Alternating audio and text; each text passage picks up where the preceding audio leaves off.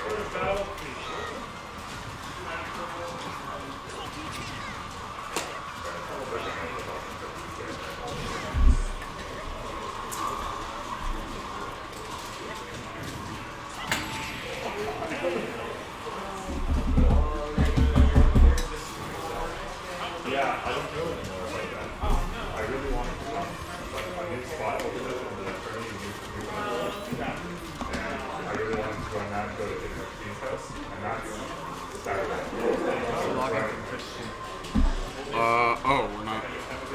Sorry for canceling. I did want to tell you what is it? Not crazy bread.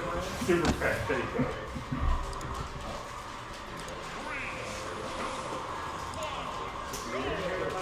There's the password. Thanks for getting this.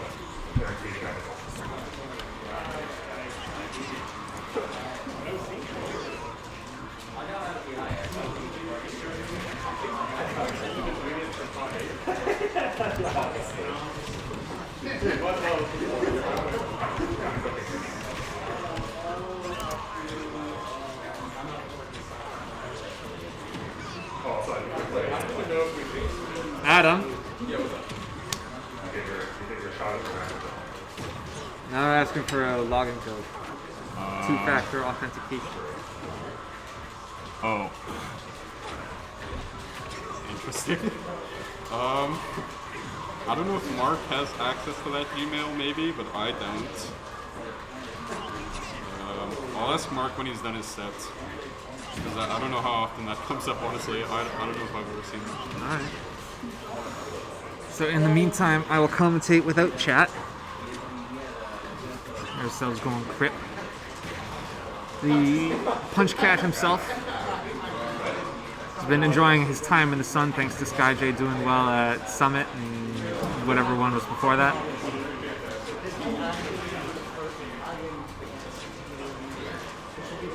And he is winning.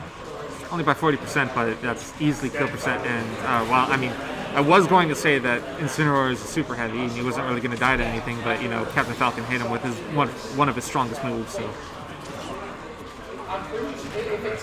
Dash attack, neutral air. There you go. Captain Falcon abusing his advantage state against the slowest character in the game.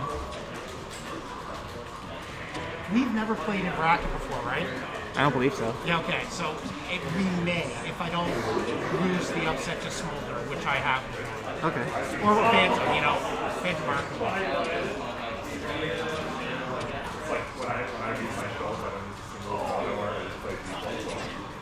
This is the real struggle with Incineroar is he's got some of the scariest buttons in the game by far, but his attributes are some of the worst as well, right? So like all that power comes at a huge expense of mobility. And Captain Falcon is one of the fastest, most mobile characters in the game, so Captain Falcon, Captain Falcon also hits super hard, so like you can just run away and press some of his safer buttons. And then eventually, you know, Crip is gonna roll right in.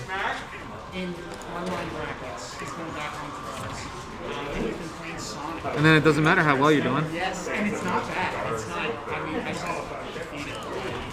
He's got an interesting, he doesn't, most Sonics will... Still, Incineroar, one of those characters that is very oops prone, so he only needs a couple, like that back air. It's not going to kill just yet, but like it's going to soon.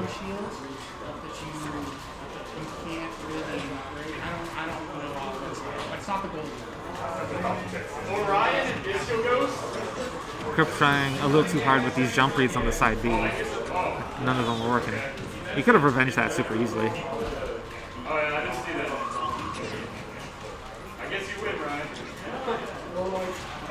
Good dodge. And I guess that's a punish. Like back air, one of the Incineroar's more damaging moves.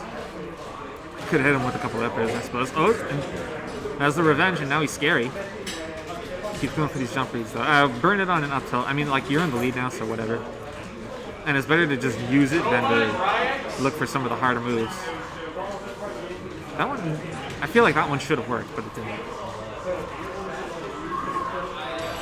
Yeah, a little too predictable, but Incineroar, like I said, very heavy. And that'll be it. Recovered a little too high. And then Bongos takes 2-0.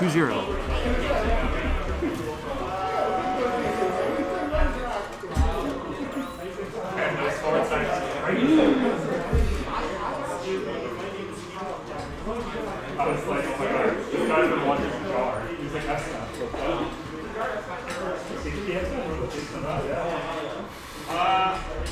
Best in GA on stream. Oh my god, so check it out. We got Vest in G-Ace.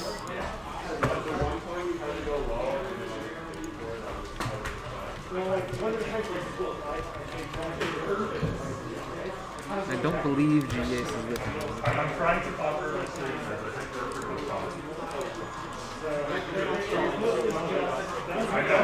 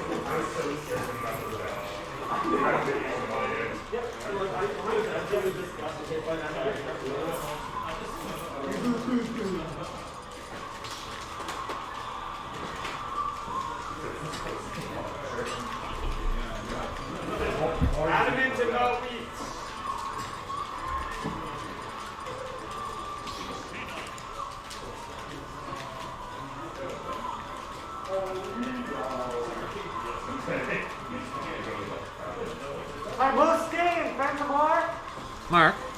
Yeah. Do you have this login email? Twitch changed something, so we've never actually been able to log into Twitch chat, unfortunately. But now you can't even look at Twitch chat without it wanting you to sign up. So you just have to leave it.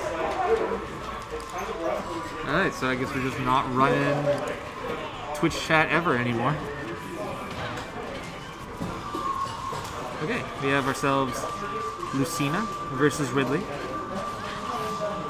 Ridley does have a pretty decent matchup spread against all sorties, Lucina among them for sure. I consider Lucina to be the easier matchup between her and Marth because Marth's split Cs are the same as Ridley's, and tippers tend to come in way more often. Whereas with Lucina, you just want to hit her.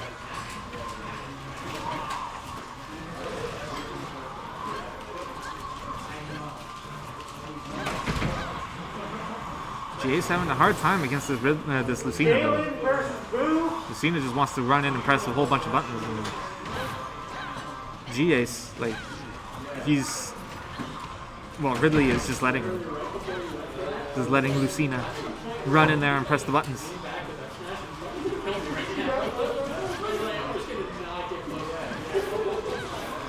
Yeah, you put yourself up against, in the air up against Lucina. That's not a place where you want to be. Still, nope. Yeah, you can't. Well, you can punish that, but you got to be a little more preemptive. You have to believe in yourself a little more.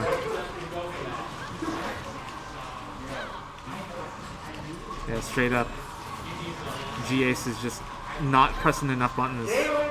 I mean, like, I know it's hard. Like, Lucina is there and she's pressing a whole bunch of buttons in front of you, but you're not going to win if you just hold shield and then just wait for Lucina to do something first, because her frame data is so fast, right? And Ridley's isn't. So you have to be the one. There you go. Okay, nice. You have to be the one to engage. You have to be the instigator. And like, you can do that as Ridley. You don't have the frame data for it, but you do have the range.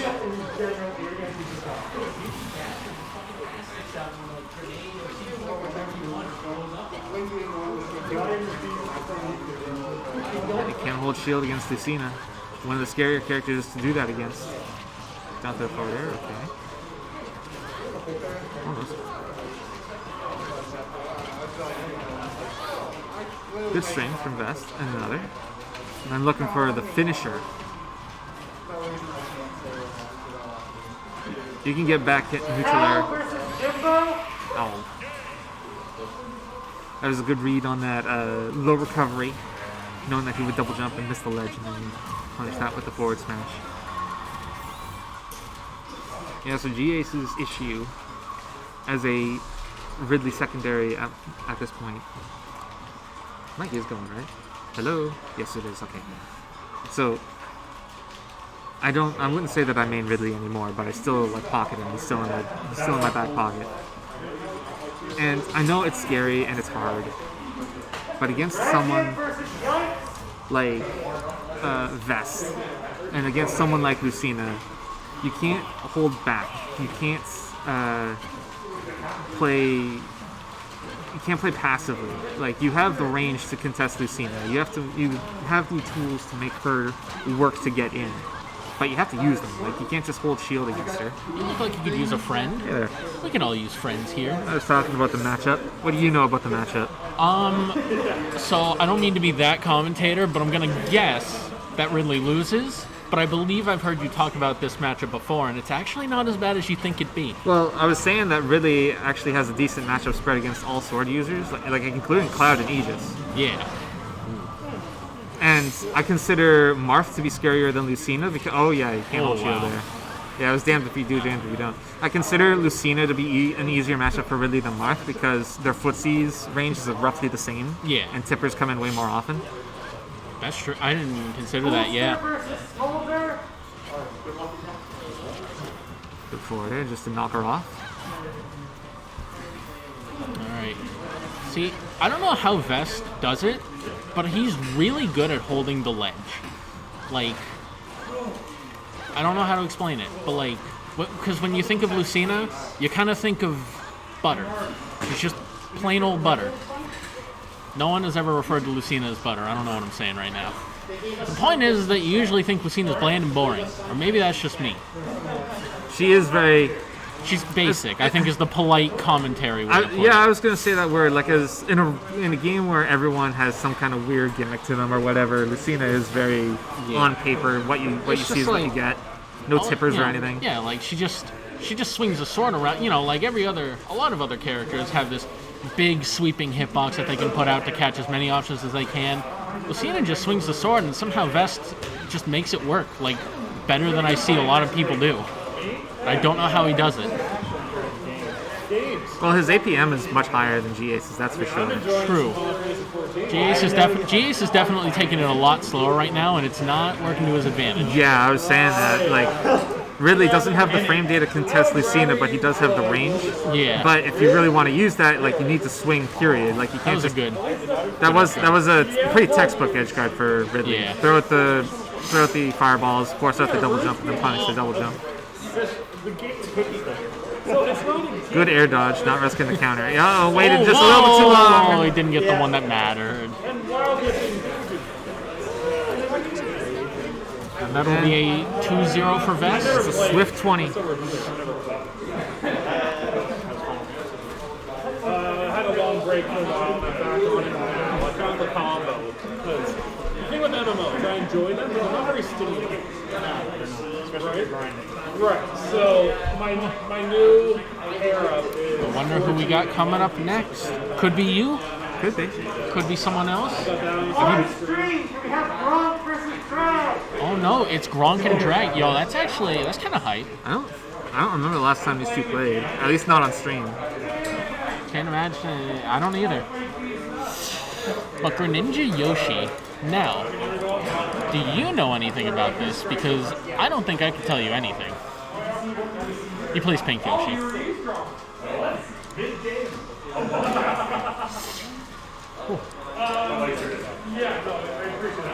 Sarah played that. Is Drag with Oct or something? What's that? What? Sorry, you said something? Is Drag with Oct or Nova or something? With Oct. Let me check the bracket. I have bracket ready for just such an occasion. I don't... People not desyncing their Pro controllers, man. Okay, I didn't want that. Okay, I need this. Yes, I would like to go to... I know, there's like something. I would like to go to Smash on the Harbor.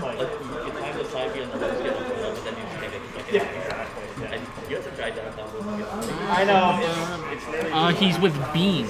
That's what I wanted to say, but I didn't want to get it wrong.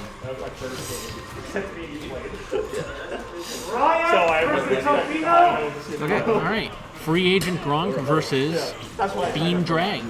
Okay, so... Well, the game plan for Yoshi is probably to not just stand there and take that forward air to the face. Perhaps not. But you know, every plan goes awry once in a while. So both of these characters have incredible mobility in the air. Yes. Greninja's is better vertically, however. Whereas Yoshi's is better horizontally. So Right.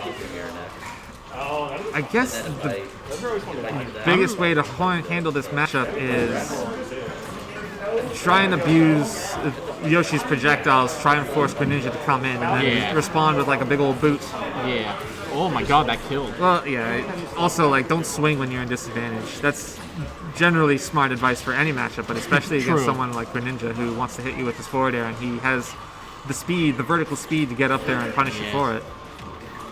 So something I was curious about, since you mentioned that both these characters really like to be in the air, is who wins the air-to-air game here, do you think? Depends on the move. Depends on the move? Yeah. Like, Yoshi's back air to Greninja's forward air, it would probably be Greninja's forward air. Right. Greninja's back air to Yoshi's forward air, probably Yoshi's forward air. Neutral air to neutral air, that's a tough question. They're both really big, but Yoshi's is faster.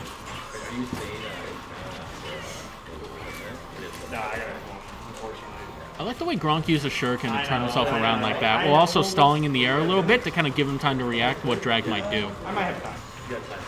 Depends on what time it is. Yeah, that's not real. No. Would that have even worked? Was he still on the 1 second timer? No, one move.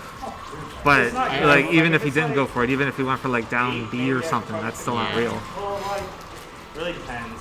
1 2-hour drive for the first Well, time in how much of any given Smash game is real, really? Twisted my rubber arm. Oh god, I thought he was dead, but now he jumped out of it. Oh my god, but what a Yoshi- catch on the land. Yoshi has that privilege, and yeah, Greninja is fast enough that he can just whip out whatever kill move that he wants sometimes. Dude, it's crazy that Sakurai gave Yoshi DLC privilege back in like 1990, whenever Smash 64 came out. Did he have armor for that? He did, yeah. I don't remember that. It took him until like Smash 4 before his up B got him hype, but yeah, he had he had double jump armor.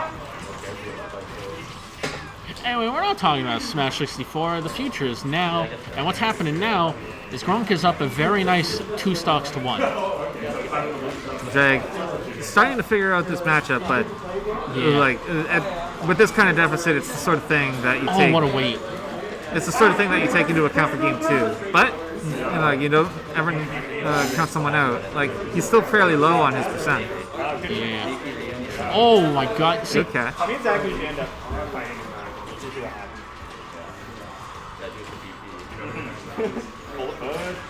A little too greedy on that neutral a little B. bit, yeah. Gronk going super low to avoid the nairs. Looking for that falling up air for the kill on Greninja. It would work if it hit. Yeah. 114%, and that up air is really strong. Oh, Yeah, you, but that's you gonna can't land on Greninja when you're at that percent, man. God, Especially not from that height where like he is prime position to just do it again. In terms of like being able to get around. So I think what Drag started doing right there is he slowed himself down a little bit, and instead of trying to swing at Gronk, he was waiting for Gronk to do something or even not do something and was capitalizing off of that. That is true. Gronk is a masher. a little bit. Well, I mean, We love you, Aaron. well, I mean, like his character allows for it, right? I mean, yeah. And Smash Ultimate is it rewards mashing, right? So Yeah. like you just wanna. Anyway, that's me. I just got called. Alright, I will hold down the fort on my own here as I commentate Game 2 of Gronk vs. Drag. Alright. A little bit of a slower start here, but as I said, oh my, how? You armored out of it and then downbeat. Man, this game is full of fucking mashers. But like, that's why we love it. Oh my god.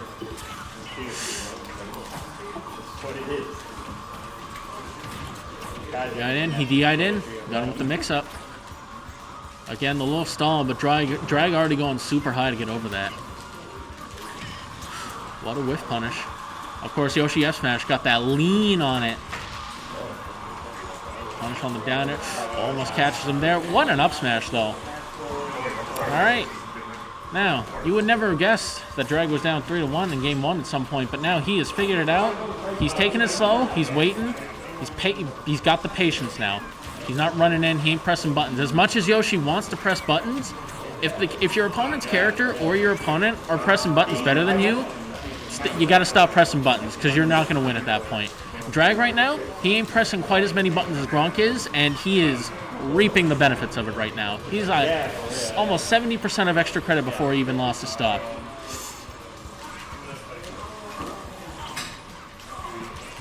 Alright, slow it down a little bit here. Playing the nooch. A whole lot of not much happening, but Gronk's off stage now, so there could be some... Oh man, if the spacing was better, he might have actually died for that, and it would have been the sickest F smash I've ever seen.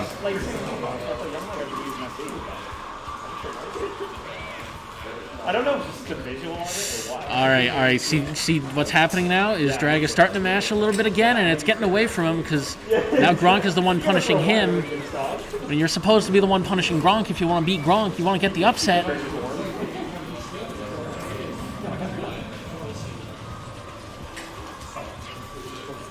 I think he's out of down tilt up smash range, so curious to see how Gronk gets the kill here. Forward air, off the ledge, get him way off stage as a start. Grab, up throw won't kill. Oh god, the DI on that F throw. That almost killed. Oh no. You can't be pressing buttons like that. Even if it's your own projectile, you can't be mashing buttons when your opponent can throw out a button that kills you off stage. right, Drag's getting a little greedy now. He's going too fast. You gotta hit the brakes, my friend. Oh my god, that didn't kill? No. Be a little closer for that. Oh, it's getting away from him.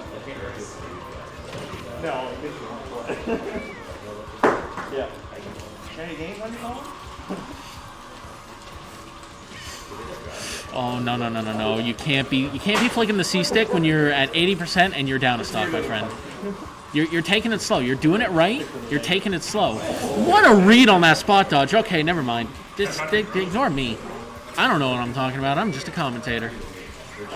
But if Drag wants to win this and make it to a game 3, don't down B out of combos. That's not a thing you can get away with here. Oh, that one just happens sometimes, you know. Sometimes you get caught. But he had it. He had the right idea. He was slowing it down again, but Gronk had it too much boost.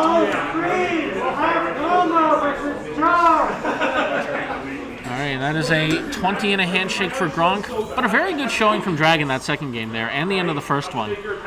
Like I said, you probably wouldn't, if you weren't watching the whole set, you wouldn't even know that he was down 3 stocks to 1. His ass is getting beat, but instead he started doing the beating.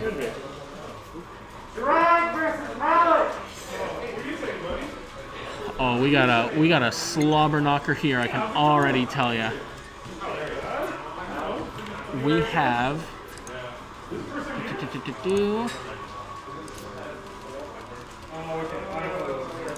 the illustrious Jar, formerly of Newfoundland, now residing in Nova Scotia. And we have a name that has since been lost to time.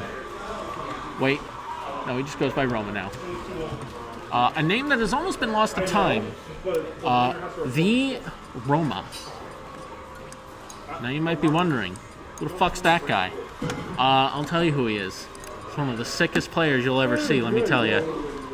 Wait a minute, this is a Falcon Ditto. Oh my god, this is a Falcon Ditto. Oh god, we are in for a treat. So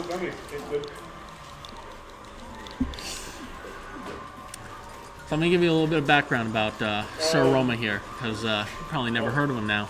Doesn't play the game much anymore, but let me tell you, when he played this game, it was one of the finest I ever did see. He was really good, like unreal good. Like he didn't show up very often. We made a bit of a joke about it, but if he wanted to show up and just be number 1 in Nova Scotia, he could have. He could have just done it because he's that good. And Jar.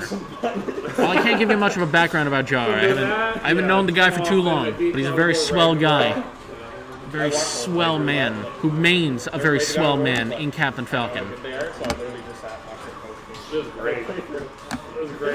But you know what? Roma also mains the swell man Captain Falcon. I don't want to update it yet because I don't know what color Captain Falcon Roma uses. Unless he goes a different character and I've lied to you all. Oh, no, okay, we go on the Blood Falcon. Alright, let's update it. Let's actually reverse it because I got it wrong. Alright. We got a Captain Falcon Ditto going for you. Game 1, Roma versus Jar. I have no idea how this is going to go. You don't see a lot of Captain Falcon in this game, let alone 2 of them. I like it Smash 4, Melee, maybe not Brawl, probably Smash 64 too. Falcon Dittos? Falcon Dittos are life. Falcon Dittos and Ultimate though? Not really much life. Just kind of a Sunday afternoon. You just exist. You be there. It is life, but it's not giving you life. It just is life. But it's very even right now. Pardon me, I'm dying. Yeah. Alright, it's no longer an even game, as Roma is taking the stock. But it was a very even start there. Like, I couldn't tell you, oh, what a read, but it didn't work. Oh my goodness. 14? Man, the interesting thing about Falcon is that, oh my god! Well, there's updates, but you mean like Man, I forgot. Roma is really good at just reversing a situation in ways you would never expect him to. Oh. Like, man was in disadvantage and came back and killed him with a knee. Okay, you know he thought about it. Ooh, okay. We're in there. We're getting the downers. We're getting the knees. And I was saying about Captain Falcon as a character. He's still, like, fast, but he's also kind of a bit slower than you think of him as. Oh my god. He's back, and Jar is gone. Just in time for the stomp knee, the classic. This game started out so even, and then Roma just kind of ran with it a little bit. Roma did Roma things. A little bit, yeah. Man came at a disadvantage and hit him with a knee, and he died at 80. Okay. I was saying, Captain Falcon, usually known for being a very fast character, kind of more of a slower paced character in this game because of some unfortunate attributes that Sakurai has cursed him with. Well, I mean, like what? Just the pivot dash? Kind of the turnaround, yeah, but I feel like Captain Falcons they're not as aggressive or like in your face as they normally are, you know? I suppose. I mean, like Smash 4 had perfect pivoting, right? And Captain Falcon got so much off of that. Yeah. So that by itself is quite I mean, in Melee, you could carry your dash momentum into the air, so Falcon was really fast there. He could just be anywhere. So then when you look at him at this game, and neither of those things exist, and he doesn't get anything new to really compensate, he's weirdly slow, despite his, his speed. You have to. That's a way to phrase it. Yeah. Captain Falcon, he has to play the game like for the first time since 64. He has to play it honestly. And 64. Did he play it honestly in Brawl, or did he not play the game there? Oh no, kind of both. I mean, like he was too much of an honest working man in Brawl. And in 64, like he was still a cheater in that. Everyone in Smash 64 is a cheater, though. Sure, but Captain Falcon was more of it because if you managed to escape everyone else's cheat, then at least you had another chance. But with Captain Falcon, he was so fast and hit stun was so long that he could chase you literally anywhere on any stage. Unlike everyone else in 64, his combo ender was like, it killed you outright. It didn't just knock you off stage. What a hug, though. Yeah, it's gonna be. Who cares about Smash 64? Let's look at this game here. Smash Ultimate. It's alright. Yeah, it's a pretty good game. I'm not playing WoW right now. Up DI'd in, but fell out of that neutral air. Played the expansion, or the new raid. That's another thing about Falcon in this game. You see a lot of, I feel like you see some harder reads because of, some other things they did to his moves. Like that up smash, ridiculously strong. And I don't know if it's to his benefit because, oh my god. Obviously not what he wanted. No, but you know what? It could have worked. I don't get to do the journey with. That's true. Right? Now Roma has to give him one. It's usually just a solo adventure. Right, so Everybody's through it already. Yeah, so it always feels weird being like, I'm going to play my level 50 dark ones. Yeah. You know? It's like, no. Yeah, I still Good hug. Good I hug? got my Dragoon Fire, which is kind of rings. That's why I made the same. Well, you got. Oh. Because we can see chat a little bit, but we can't respond. Oh. Okay. Fishing is the only one I got 90. Randomly.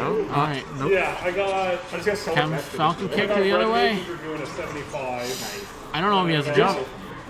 Oh, he didn't. Didn't need it. Falcon can't really.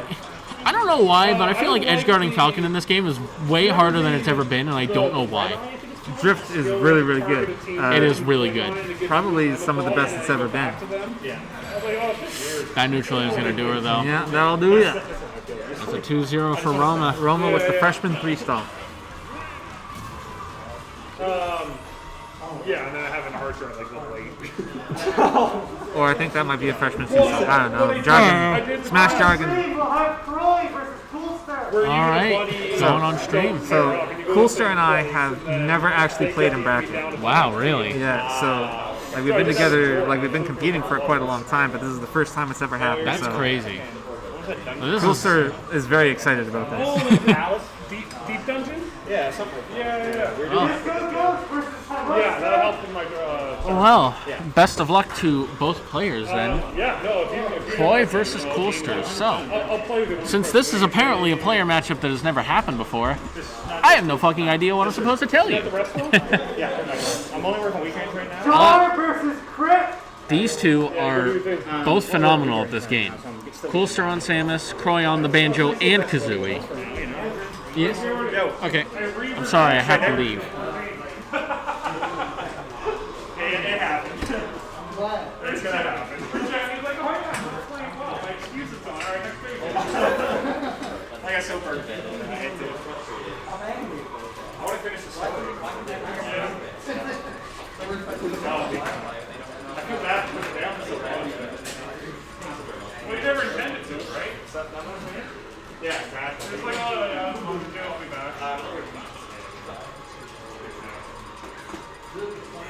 I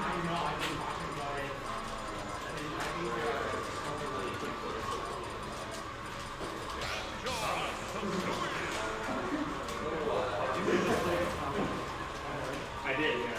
Yeah. I was like, I thought I saw that. There's a lot of fountains in there.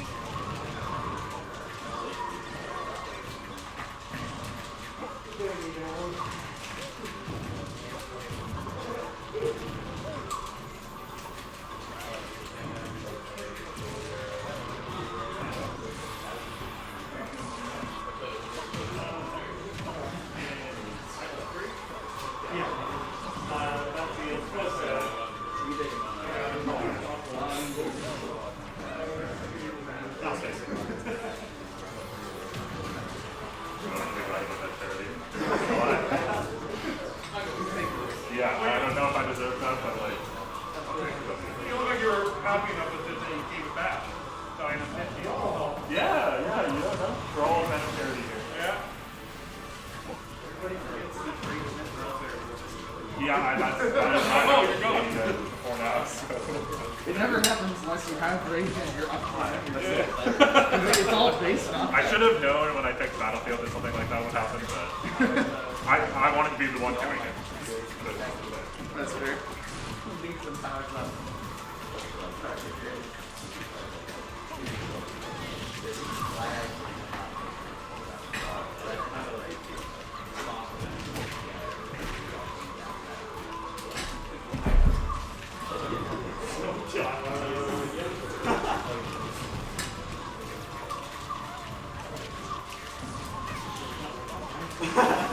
Body block, it always works.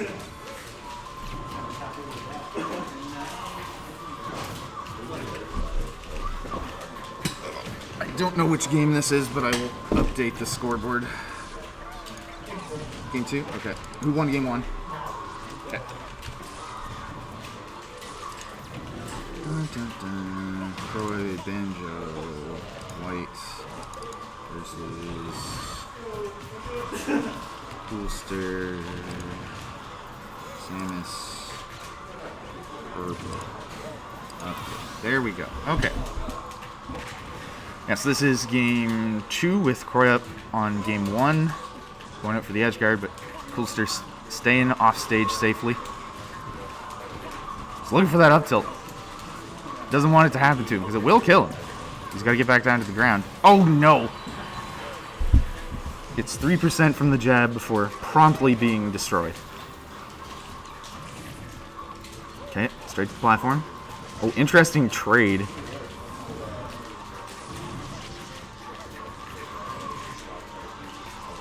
Kind of jockeying for the lead here. Oh, good catch.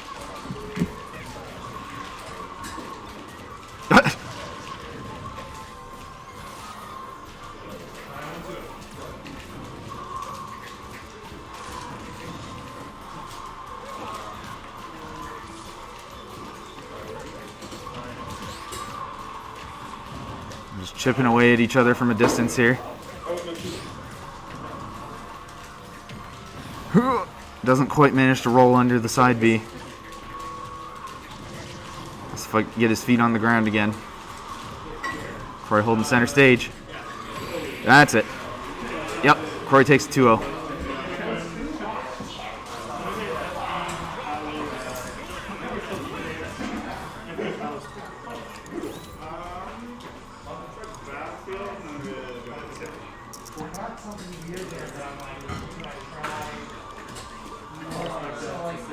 Yeah, it's just funny. That's all it is. That's what it is.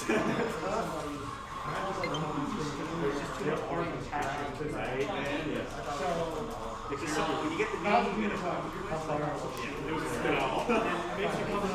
Yeah, exactly. Okay, well, if you don't put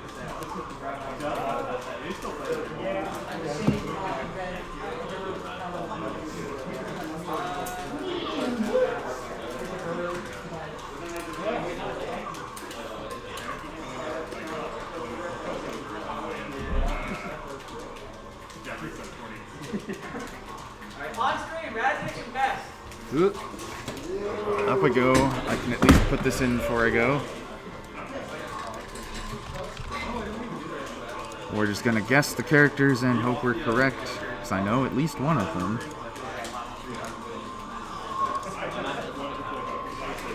Oh, I put Vest Coolster. That's not correct. Lysette does not win. Oh, right, and he's Nova. Yeah.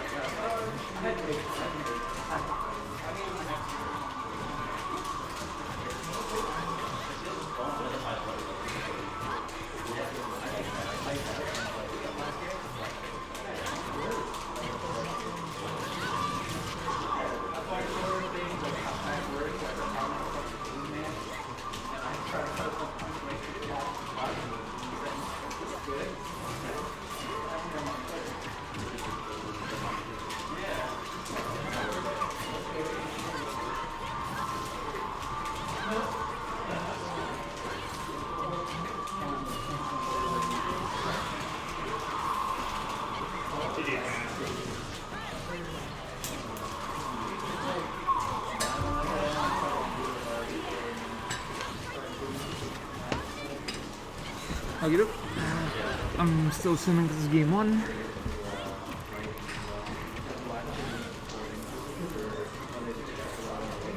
We have ourselves 2 sortie ladies, technically 3. And Vest finally got the kill first at 174 after the throw. As answers back by pushing Vest off the stage, but you know, it's not more damage that he needs. Pyro does have kill power out the ass. There you go, finally. The tricky part is actually landing the hit, because Pyro is not the fastest character in the bunch. Good weight, but no follow-up. Answers with his cheaty "I paid for this" move in Foresight. And just like that, I mean, like, Vest currently has control, but it is even. Raziek was down. Oh, there you go, yeah. Recovered a little too high. Here's your down air for your troubles. And now, like, last time you got the kill, Mithra was at 174, so now you're going to have to... Like, you're working against something like that at a massive deficit that's only getting bigger.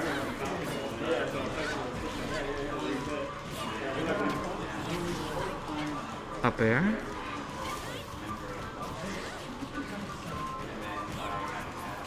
Everyone's just looking for their down airs. Down air into imagination. But you know what, Mithra? She doesn't care. Just run up tilt instead. Up tilt into an imagination. Boing.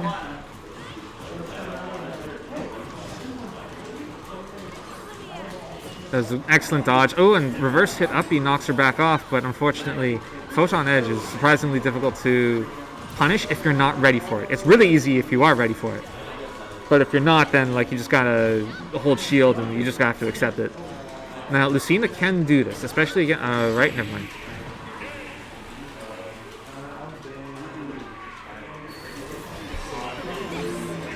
Fastest commentator's curse in the West.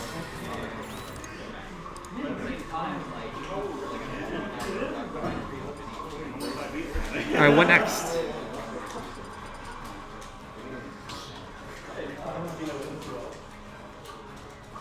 Going to Empty Bastion. No character switch. This is still best of 3.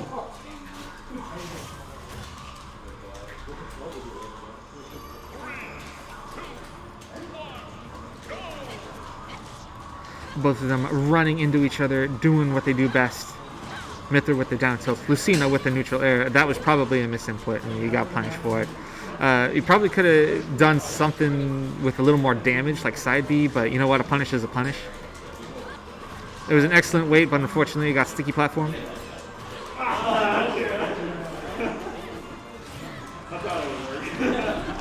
There you go, down air and a neutral air. I'm liking Vest's movements defensively against this Mithra. Like, he's whipping out forward airs and down airs, and he's doing them while retreating. And that's super safe. It's perhaps not the most aggressive thing that you can do, but Mithra is usually the aggressor. And if Mithra is going a little too fast, then she's going to run smack dab into one of those moves that Lucina is throwing out safely. She should live this yet. If it's cross stage, then you get one more. Because that move is super easy to DI, yeah, like that. As strong as it is, it's really easy to DI. Oh, careful there. You're definitely not getting another one, though, no matter what. Like that, yeah, good fade back. Like I was saying, good defensive options from Vest coming out here. Alright, finally Rezia getting the kill himself. The second Vest goes a little too aggressive, holds in while he's using that forward air. Rezik is there running in with an up smash to catch the landing. Oh, wow! Real, that was awful DI. Good catch, and now Vest, he's working with an entire stock lead. Yeah, he's like 0.3% away from lapping him. Almost. Okay. The second one definitely wasn't what Rezik wanted. Good, strong defensive play from Vest here. Now that he has ledge control, like, just keep doing what you're doing. Keep forcing Razic onto the ledge. Pyra and Mithra, they don't have the strongest ledge options to get off the ledge. And if you can just keep punishing them over and over, like, all that's free money.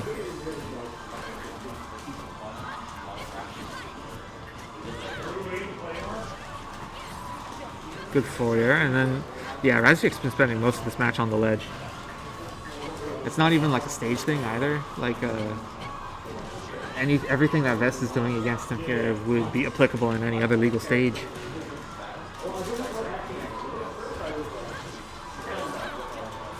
That was perhaps a little greedy.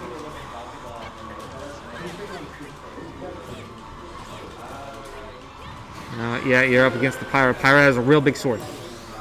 Lucina's sword is big, Pyra's sword is much bigger. Forward throw. Forward throw again. It's going to be a while before up throw kills, especially without any rage. Good grab from Raziek, yeah. Follow up with the forward air. Everything that Lucina is doing against Raziek, Aegis in theory could also do. But you know, he's got to get, oh my lord. He's got to get Lucina to the ledge first, and unfortunately, that forward smash bet it all. It probably would have killed. It would be close. He just had max rage there, so.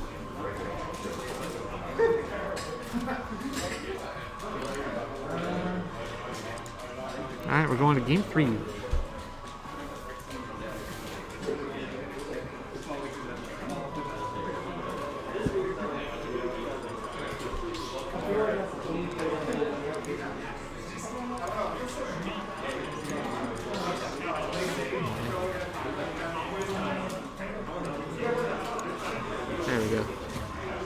Okay, I missed what stage that they went to. I was fiddling around with OBS.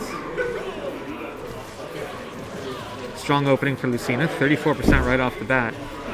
Aegis, however, is one of those characters that can effortlessly bring it back just like that. I mean, like, she had to do more moves in order to do it, but she was in advantage state the entire time, right? So, like, what difference does it make? Parry, but no punish. Wasn't expecting his own parry. And yeah, like I said, Photon Edge, really difficult to punish if you're not expecting it. And sometimes, like Razic, he just likes to whip it out. Because if he just whips it out, how can you possibly expect it? That said, it is super risky. Like, if it whips, then, like, you're about to eat shit. Alright, so this once more. That was a good fake out, actually. Pulled back from the photon edge to go from the ledge, and it got him backstage control. That was really smart. He recognized that everything that was happening from game 2 was happening again, and he managed to capitalize to the point where he got the stock first.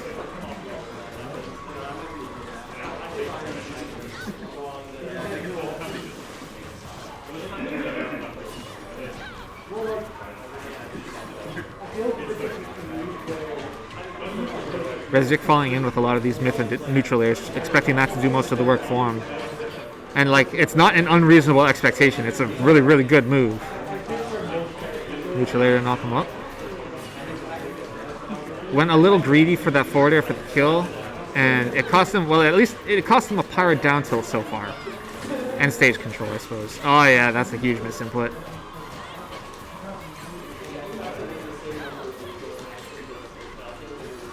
Alright, so now the turns have tabled. Okay, there you go. Go off super far to get the kill, but you're up 54%. And against a character like Aegis and a player like Razic, that's not a small hill to climb. You've proven that you can do it, you just need to get him to the ledge, but Razic has learned what the win condition is, and he is not allowing that. Good throw. Good throw again. Alright, now you have the control. Well, okay, yeah. Just keep doing it. Alright, 66% from that one extended advantage state before they finally got back to neutral, and now Pyra's out there whipping around her big sword.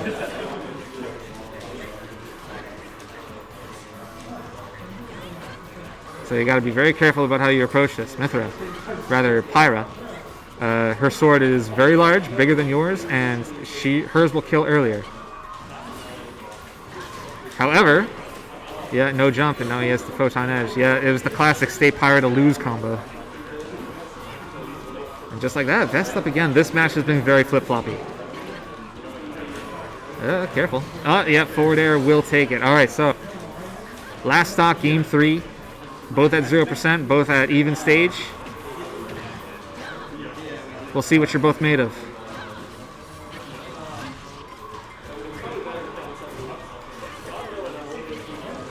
There you go, yeah, good patience waiting for the direction that Rezic chose when he fell for the extra damage on the side B, and now he's back to his win condition where you just push Rezic to the ledge. Do it again, forward throw, and now just wait. It's very difficult to get around Lucina when she's ledge guarding you. One of her bigger strengths, 88%.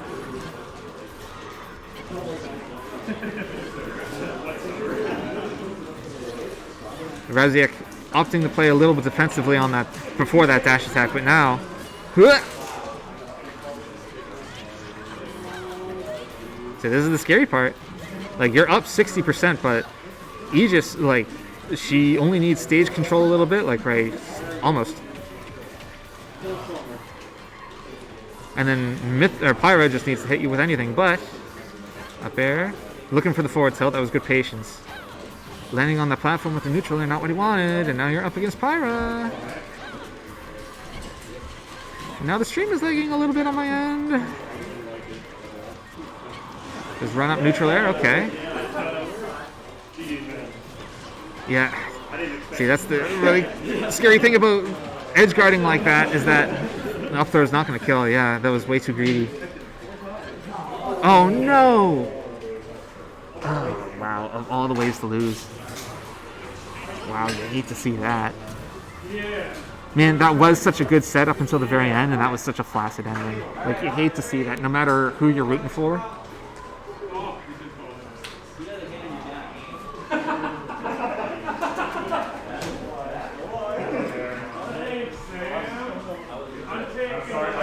I love throwing the game. I love it.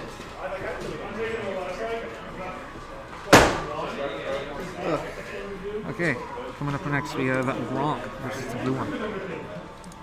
I'm assuming he's going this. Oh, I see.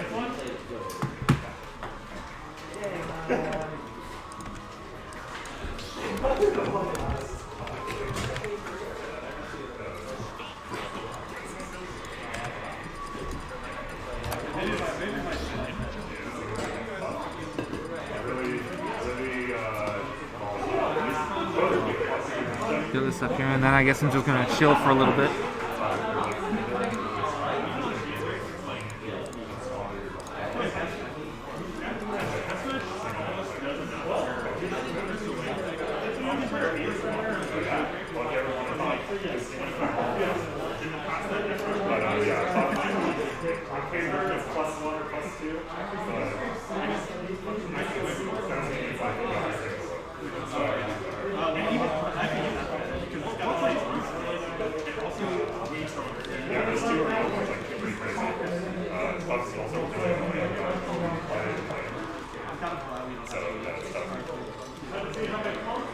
I don't think I've ever.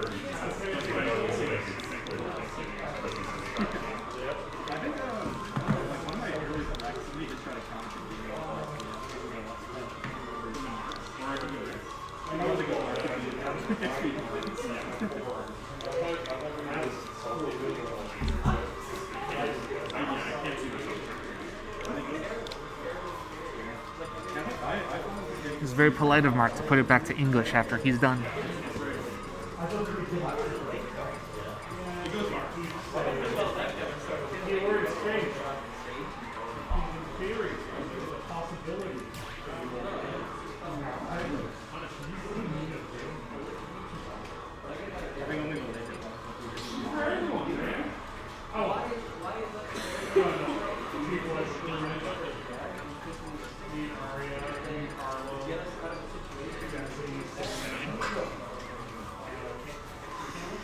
Okay.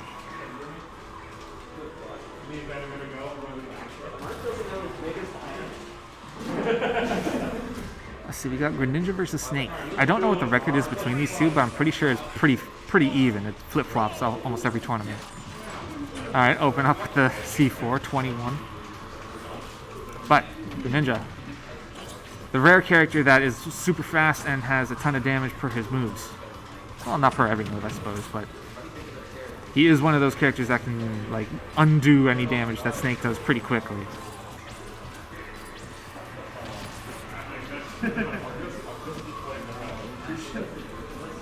So it's an interesting dynamic between these two. Snake has a ton of burst options, and so does Greninja. However, Snake's burst options are stronger, and they're usually invulnerable on, like, his arms or something. And he has the grenade to help him out. So, like, Greninja has a lot of combos. I don't know how true all of them are. So that's a little tricky for Greninja to deal with as well. And also, Snake is a trapper zoner. And Greninja, all Greninja wants to do is just run in and press buttons. But that's really difficult to do when your opponent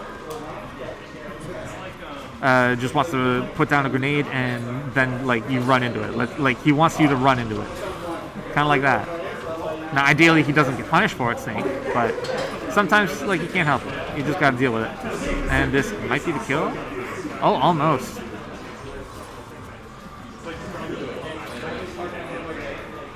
So yeah, this is Greninja's advantage state for you. Oh, he was sticky.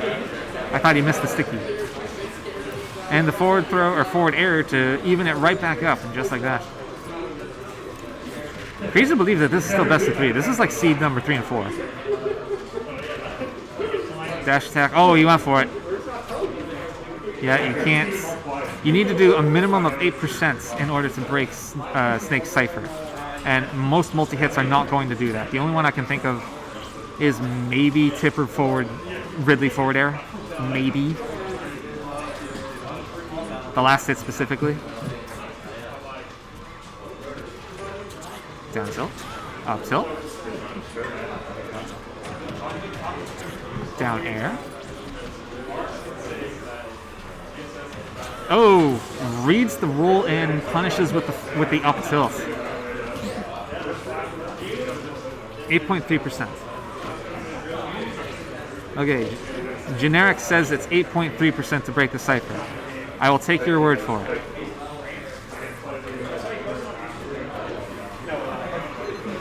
Oh, that's not what you wanted up.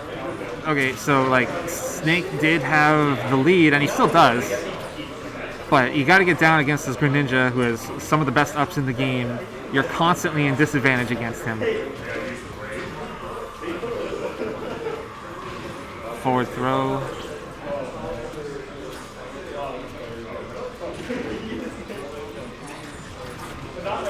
A grenade in the back air. Okay, so Blue One's finally found his footing. He's finally gotten some extra credit. At this point, like, if he dies first, then that's fine with him. This is a decent amount of extra credit. Up throw ought to do it. There you go. Ole!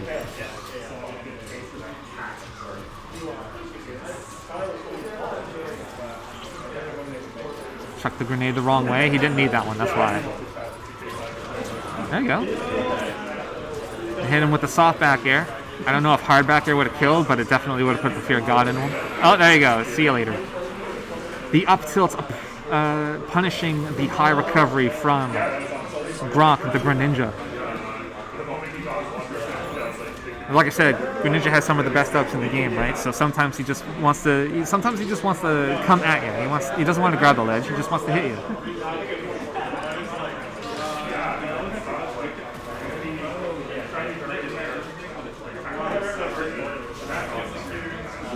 All right, do it again. Man, Snake is a handsome man. All right, strong opening from Greninja. Good neutral air for punishing the neutral get up, but unfortunately, Snake gets his own grenade into back air punish. Dance on him. I don't know if it's the best down air in the game, but it's definitely the fastest.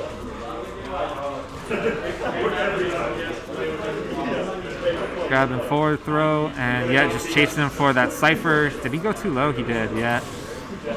Super greedy. Like, I understand the frustration, I understand wanting to, but you also gotta rein her in.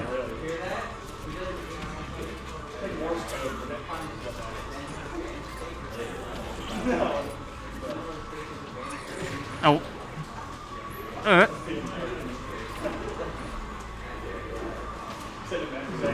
Going low. Gronk has held this advantage state excellently.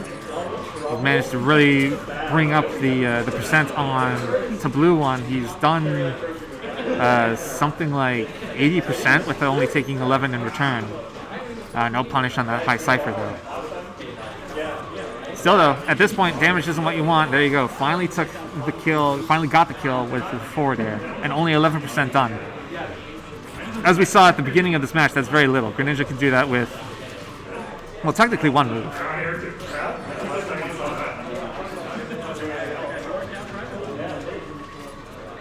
Perhaps a bit of a panicky double jump down air, and it put him in a disadvantageous spot for right up until now.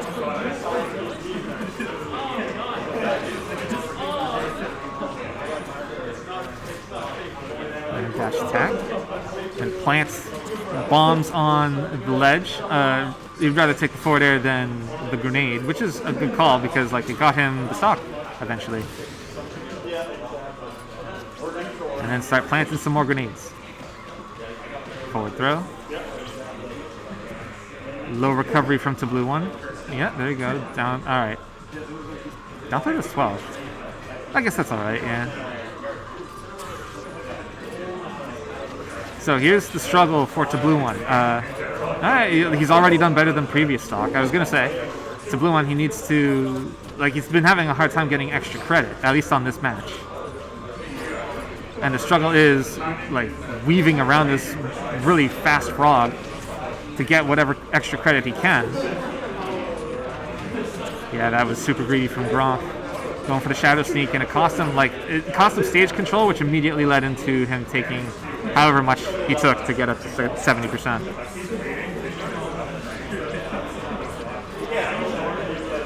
So now he's just hanging back and chucking shurikens. Up tilt? Not yet. But this frog is on life support. There you go, finally. Oh, but the Cypher! Okay.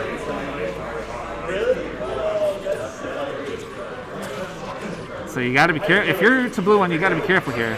Okay. Because, like, it's pretty easy to get oopsied by Greninja even if you have a lead like that. But to Blue One proved that he has better control, self-control than that. That's a swift 20.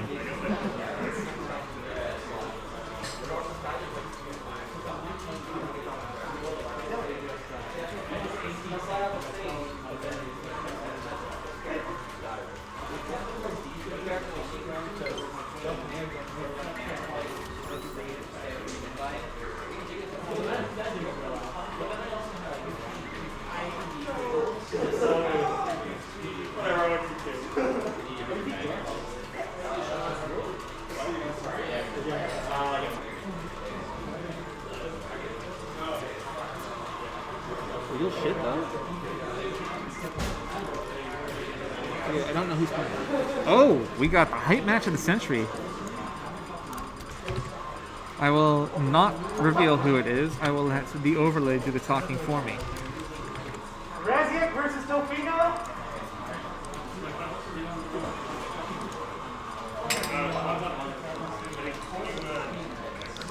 As soon as I put it in. Give me a second.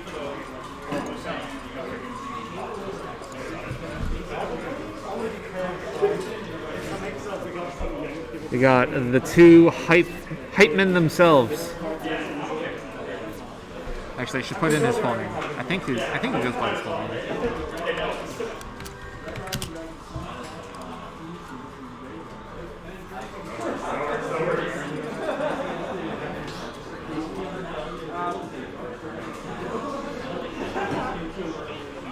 This is winner's quarters, by the way, so this is still best of 3.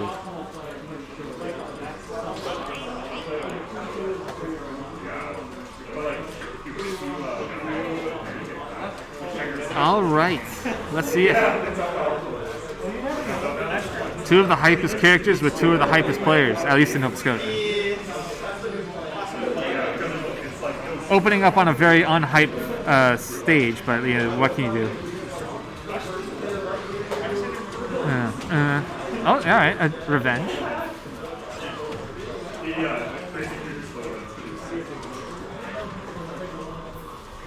Boing.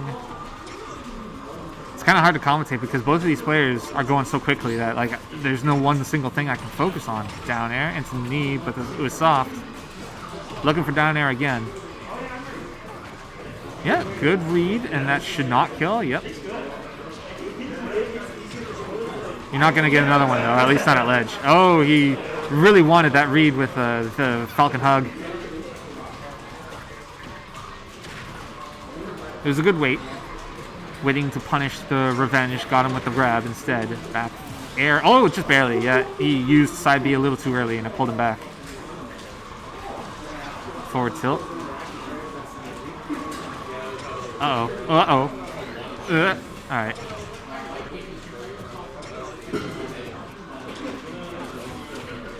Up air. More up airs. Everyone here is really good up air. There you go. Cheeto Fingers will finally do it. 62%. Now, Incineroar is one of those characters that can do that back in quite literally one move, actually. All right. But he needed to get the revenge, and he went for it, and Chris Roma knew exactly what the, not the win condition, but the even condition was for Incineroar. Yeah. Tried to hit him with the double dip, but Asprey was born in the double dip, molded by it.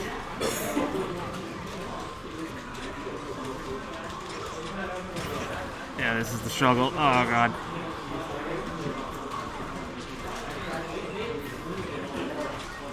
I don't think he has a jump. Oh, he does. Gotta get away from this Falcon. So I believe I commentated this match earlier between Bongos on the Wall and Crip, but... yeah, right, back air. This is Incineroar, one of the strongest, scariest, most heavy-hitting characters in the game, versus Captain Falcon, who also hits crazy hard. Not as hard as Incineroar mine, but the biggest, the biggest difference between them is Incineroar's attributes suck. So Incineroar typically loses to Rush Down, and Captain Falcon's all about that. Good neutral air to catch, and that'll do ya.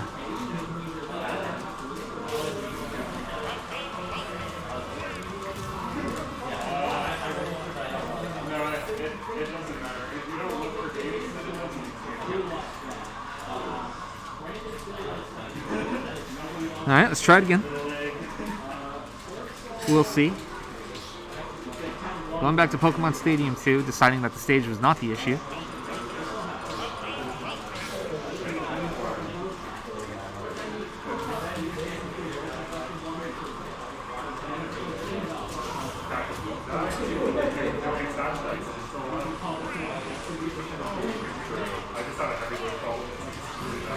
Opening up with a Raptor boost.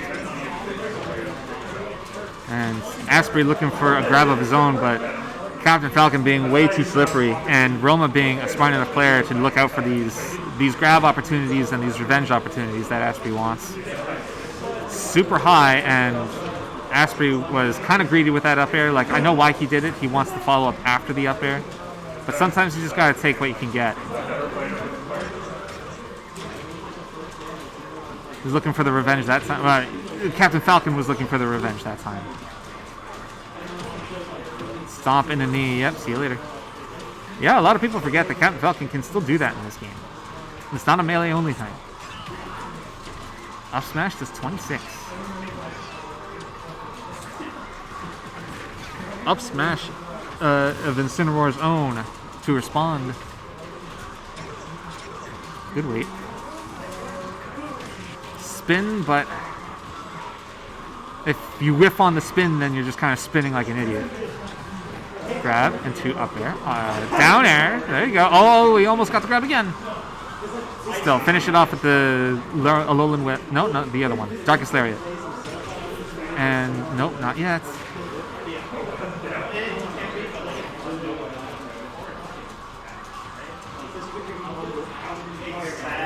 So yeah, Roma has the stage control. Well, obviously that was a trade in Captain Falcon's favor, especially since he got the stock off of it. But I wonder who did more damage.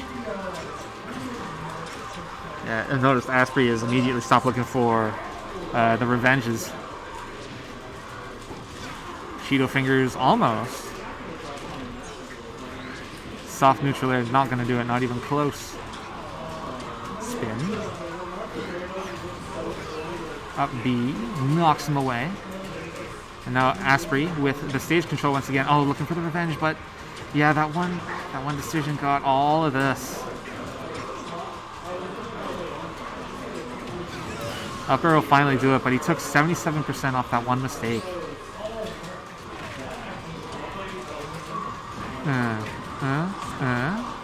Okay. Wanted the forward air for the stage control, not the up air for the damage. So he's making it back.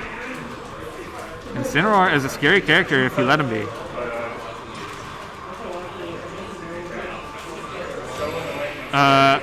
Oh, he tacked it. Wow.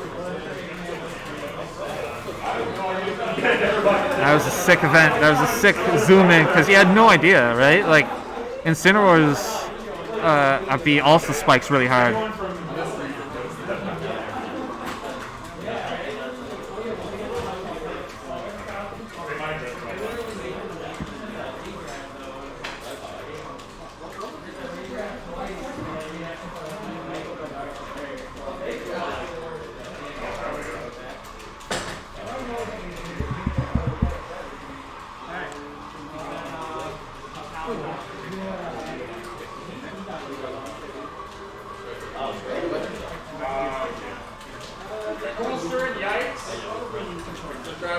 Coolster and Yikes.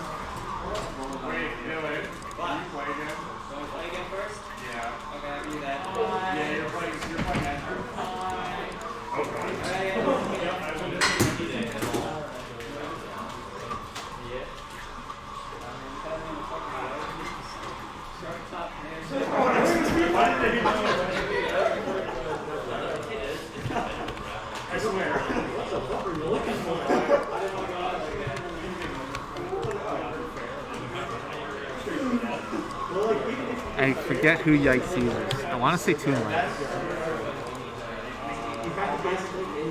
No, not Toonlink. Youngling. That's the one.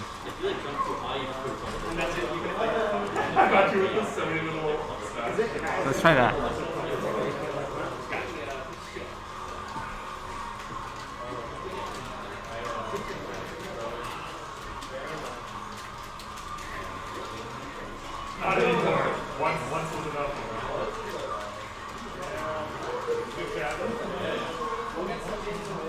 Yeah, yeah.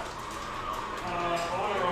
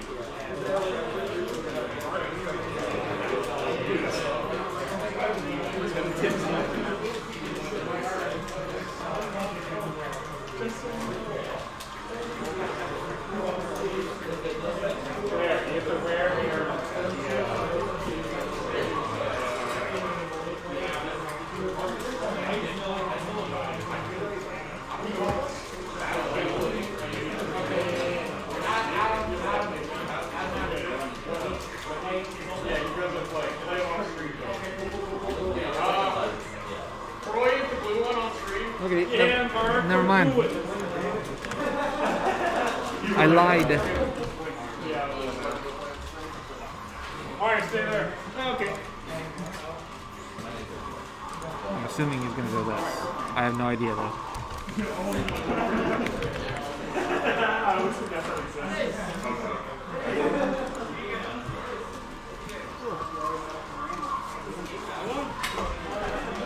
Go. Hot shit over here.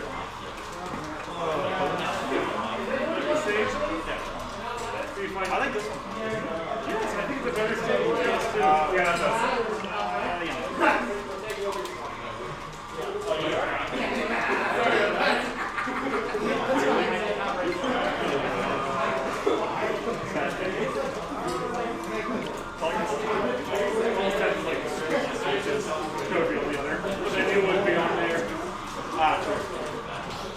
would be in the same position.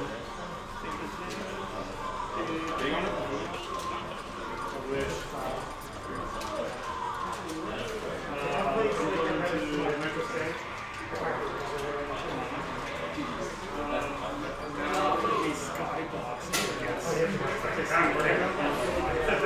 Yeah. Really? Tonight? Yes. He told me yesterday. Yes. So I honestly I would love to get like food out here. I really you know. Can't hurt to come down. Yeah. Actually, he might come today. Yeah. Skybox tickets.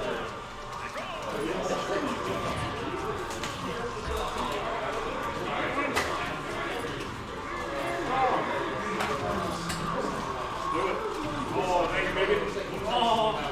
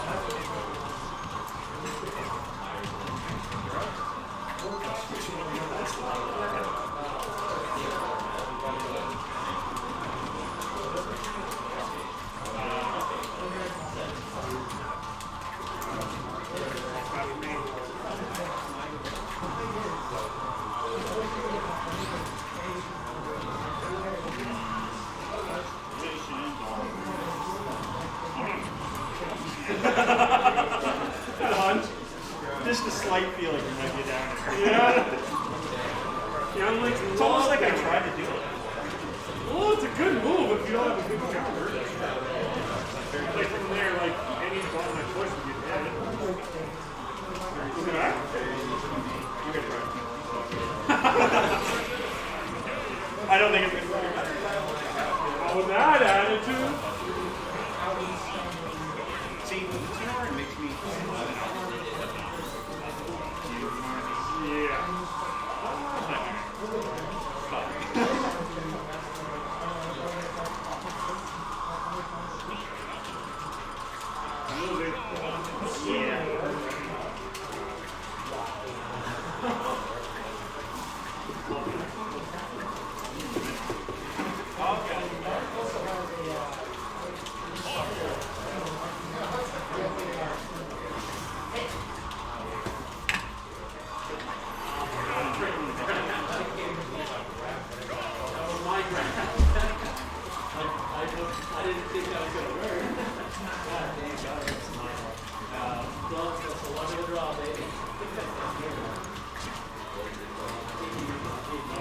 I'm so mad.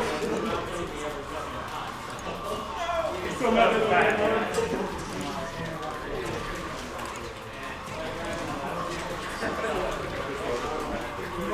Okay, so we're seeing rare footage of the Tabluan Marth, which, if memory serves, he said was a character he only played in friendlies, and now he's here playing it in bracket. I guess wanting to try it.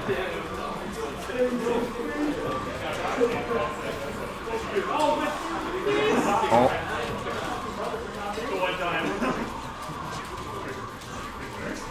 Fire Emblem counters, very much not DLC.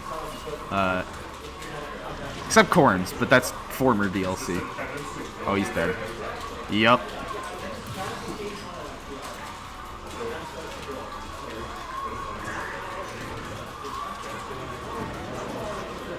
Okay, let's get the edge guard. Picks up the grenade with the F tilt, so that does net him the kill.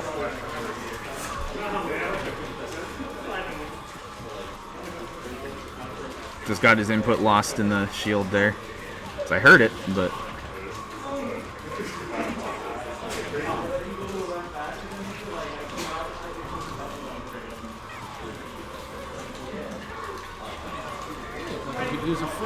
Hello. Hello. Welcome to commentary. As was pointed out to me by Vest, Tabluan going Marth. Yes, not exact. I think this might be the first time he's used it in bracket. I don't think I've seen this since like Smash 4, honestly. He's been playing it in friendlies online, but he had said, I believe, that it was supposed to be friendlies only, but this is obviously not. So I guess wanted to give it a shot. I'm going to assume that game 1 must have been rough. It's surprisingly no. It was actually very close. I think he just wanted to give it a try and see how it does. Yeah, I mean, it's best of 5. You got a game to play with. Exactly, yeah. So caught out of his jump. Fades back to avoid the down tilt. If that had hit, that would have been dead for sure. Yeah. And Duff. Yeah, so that did not go spectacularly. No. Probably going to see Snake again. I would think. I would hope. I don't think Tabluan is a fan of Banjo Ike, so I can't imagine that's a thing. Oh, he's redoing the hair tie. Powering up. Oh, never mind. He's gone Ike. He's bringing out the whole roster today. Alrighty, so we're back around to the Ike on the blue color update. I was on Bears Road. I got off the highway. Alright, let's see how this goes. This has traditionally not gone super terrible. Their last set, I believe they were back and forth with counterpicking between both their characters. Interesting. Memory serves. Though Matt might not have played Ridley, I can't remember. But, yeah, a little bit of both. The Ike's not totally dead. Cost me a fortune, but it's going to last me. Yeah, I know he likes to pull out Ike against characters that especially struggle with swords, and you know, if all else fails, if you're down and Snake's not working, it's never. But even if it's a mid tier, it never hurts to have someone to fall back on. I imagine part of it is just comfort as well. That's another thing, right? Just because a zoner versus zoner matchup is very different than zoner versus everyone else. Yeah. Well, it's working out so far. Oh, I like the quick draw there because otherwise that F smash was putting him in a bad spot. Out of his jump. Yeah. Over there. Okay. Side beat a ledge, yeah. He lets him back. He's looking for the back air. Oh, the grenade snuffed out the Mark dash attack. Nice catch on the reverse up air. Swinging it reverse meant he didn't hit the egg grenade. Yeah. Rare footage of Ike counter working. And it did 12%. Yeah, as I was saying in the Ike game, or not the Ike game, the Marth game, Fire Emblem counters very much not DLC except Corn. Yeah. Oh god, that killed? Yeah, apparently. Damn. All right, evened up nice and quick. Yeah, it jumps out of pressure. Oh, okay. Yeah, I don't. So that's a new one. Don't know if that was the input he wanted. Maybe that was Ike or Snake muscle memory. Maybe. Neutral B out of hit stun.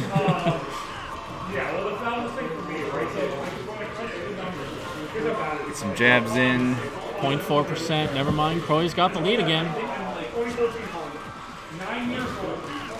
I'm glad that he didn't swing into that this time. Oh my god. Did he do that earlier? He did that in the Snake game. Ah. Just like, I can get up attack this, and then just got his shit pushed in.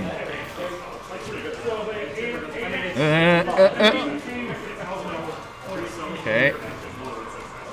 Jockeying for center stage. What do you do when Banjo just pops grenade under a platform like that? There are a lot of situations in which you kind of just have to respect it. Looks like it. Like he tried to like almost hit him before it came to him, and he got snuffed out by it. Okay, down tilt.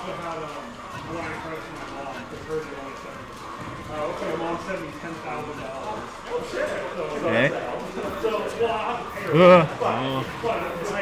Off stage. Flash trap chance. Yeah. Oh, I thought he was gonna F tilt there. F tilt's there. Oh, that's, you don't want to give up your advantage for no reason there. That let him get back on stage instead of going to the ledge. Big punch. Gonna Gonna cost take him. it.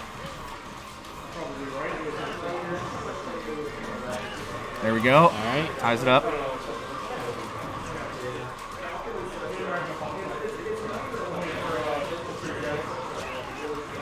I wish I had more to say, but they're both kind of just taking it slow and playing at their own pace. Yeah. Neither one's going for anything particularly crazy. They don't really the quick need draws. to. Quick draw right under an egg grenade there, I think. Okay. Right, catches the get up. Doesn't spend a feather. Oh, yeah. It's going to be hard to get those hard reads on Banjo. Yeah. If he's ever scared, he's that's just going to bad. do that. And yeah, that was definitely a misinput in that Yeah. case. Obviously didn't want to do it that way. Oh, yeah, just bails out. Straight to ledge. Center stage for Croy. Sets up the ledge trap. Has to be very careful not to disrespect the Wonder Wing. Yeah. Oh, he really wanted the down platform throw. there. Catches the jump with the forward air. Wow, that barely did it. Yep. Can't believe that killed, honestly. All right. Best of luck. Best of luck to you. Whoops. Sorry.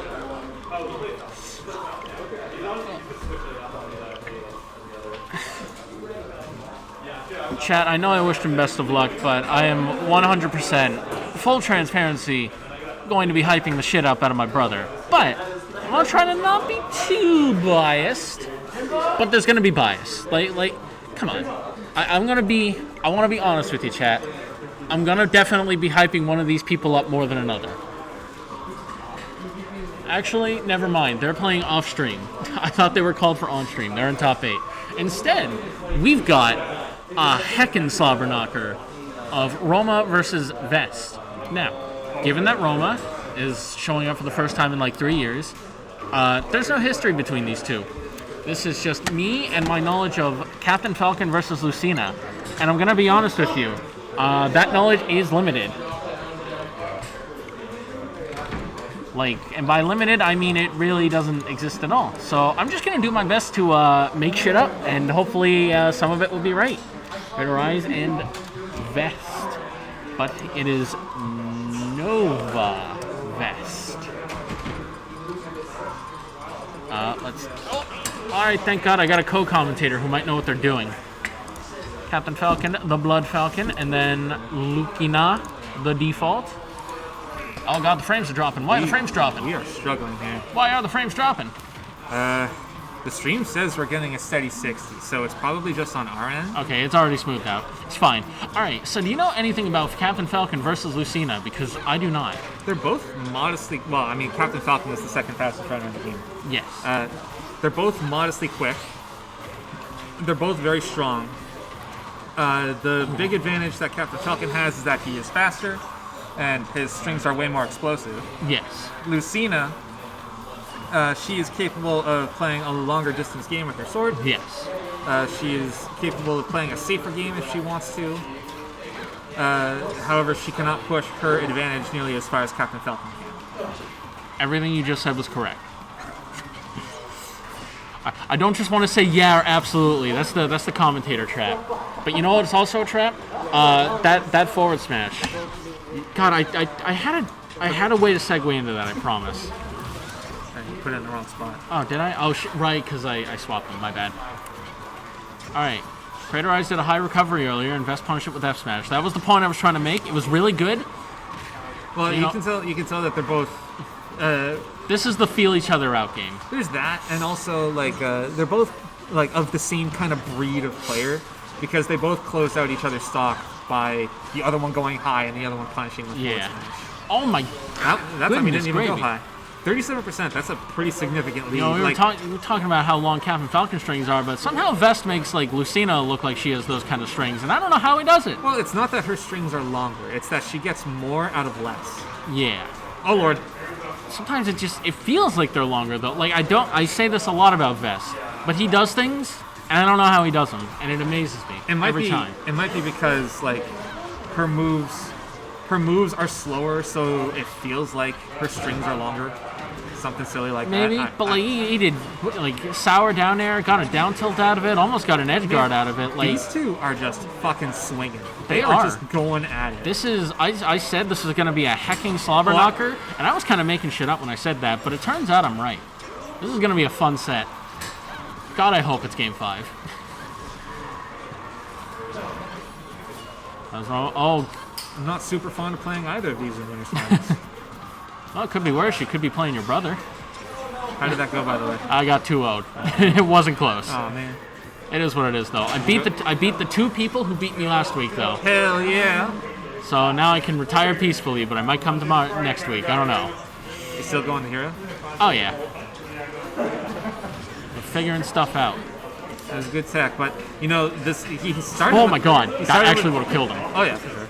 He started with a pretty significant lead, but like he keeps racking on the damage here, and like damage is not what you want. Whereas Romo, he at this point like he only needs.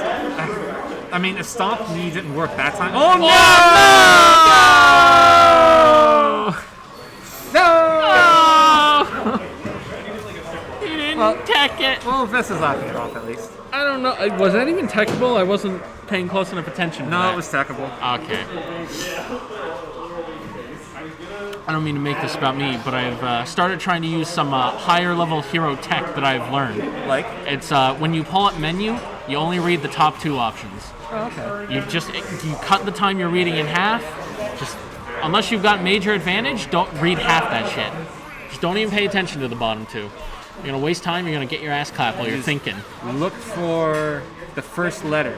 Yeah, right. And if it's a K, avoid it. Yeah, basically. I have another cool bug fact about Hero, but I'll share it between games because Hero's not here, but these are both my hero in my heart of hearts. They are both heroes. They are. I don't want either of these guys to lose. I don't even want one to win more over the other. Like, there is no bias here. Like, I would be happy seeing both of them win. Crater, you got his tag wrong. He goes by Roma now. That wasn't me that put that in. What? Oh, God, I put that. I'm stupid. All right, hold on. Let me fix that, chat. Is it Roma or is it Chris Roma? It's Roma. Okay, last All time. right, I'm sorry, chat. I gave him his old tag. Last time I many moons commentated ago. him, I gave him his full name. So we're seeing more of what happened game 1, where Vest has a pretty solid game plan, and he gets a decent lead up against Roma. Yes. But Captain Falcon is one of those characters that does not need a lot in order to undo just about any lead, right? So this is the exact same thing that happened last time as well. Just needs to hit him, then force a high recovery and punish the forward smash, which is what he did last time. That should have been a kill. Yeah, that should have. That was innovative, I'll say. The gentlest way that you can put it. I don't want to be mean. I mean, they know it. I don't need to tell him it was a dog shit side B. I think he figured it out when it whiffed. Oh, doesn't catch the get up. He's off stage now. Forward or back air, we'll do it. Back air. Man, for how fast that move is stupid strong. Yeah, I'd complain, but I had Mewtwo's forward air in the last game, so... And to think, Ganondorf's is, only a frame or two slower, and it's... even stronger. It is way stronger. That is a bang-your-dead move. It is the most back of backhands. So, Roma, he opened this stock with a pretty powerful deficit, right? He was pretty down. He was down pretty far, but... one thing that I appreciate from both of these players, and it's definitely showing through with Roma in particular right now, is that, at first they both just wanted to run at each other and press buttons. Right. But now Roma is... oh, no. Uh-oh. But now Roma is really respecting Vest's game plan and his character, and now he's playing a little more defensively. He recognizes that he's at kill percent at this point to, a forward smash or something. So he's backing off, waiting for Vest to make the first move and then punish that. Right. So, you might be dead here. No? Man, no, he still doesn't have I don't jump. know how Falcons weave through moves like that, but, they're all so good at it. Is Asprey going DK? No, he's going Incineroar. No, he went Incineroar. Up air, neutral air. All right, yeah. So, like I said, tried to read a roll on. Oh no. He waited, but he didn't do anything. Oh, my God. You gotta be very careful with those air dodges. Captain Falcon still is the threat that he was in Smash 4 with regards to, reading your air dodges. Right. Oh my God, he's so fast. Both of them are so fast. They're just, they're both fighting Casper sometimes, but... Yeah, a little bit. Sometimes Casper tries to take one for the other guy, and there you go, another backing. All right, I almost said Vest took that. That would be untrue, unfortunately. That is 2-0 for Roma, but this is winter semis. This is best of 5. Vest coming off an upset on Raziek. Didn't end great from what I heard. Oof. But, Oh, you're talking about winners. Yeah. Okay. Raz SD'd at 140. It was, up until that point, it was a fantastic It was a really good set from what I heard. But then, that's the kind of victory where no one feels good. Yeah, I heard Vest saying, he didn't want to... I think that's the first set he's taken off Raziek, and he was like, I don't want to take it like that. Maybe best case scenario, they can get a better one in losers. Or maybe even in grand finals, you never know.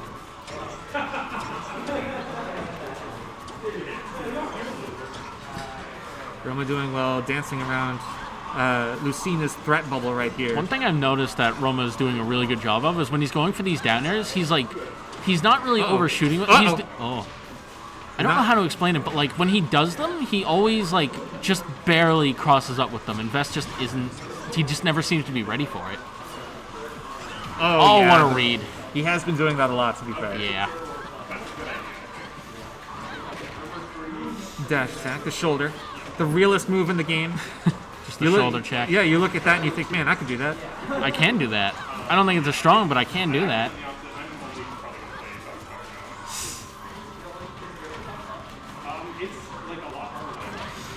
Oh, wow. Yeah, there you go. That's a jump. Punished the grab attempt with the forward smash, and now he's all the way off stage, but Vest, like, I appreciate the attempts, but sometimes it's I not. almost feel like he's got to hug the stage a little more to get them. Like he's almost just barely going too far out. There's that, but also sometimes it's just not worth it looking for it at all. I don't know if I agree with the nair there. I kind of get it, but Back here, we'll do it. it's fine. Worked out in the end. Up the oos.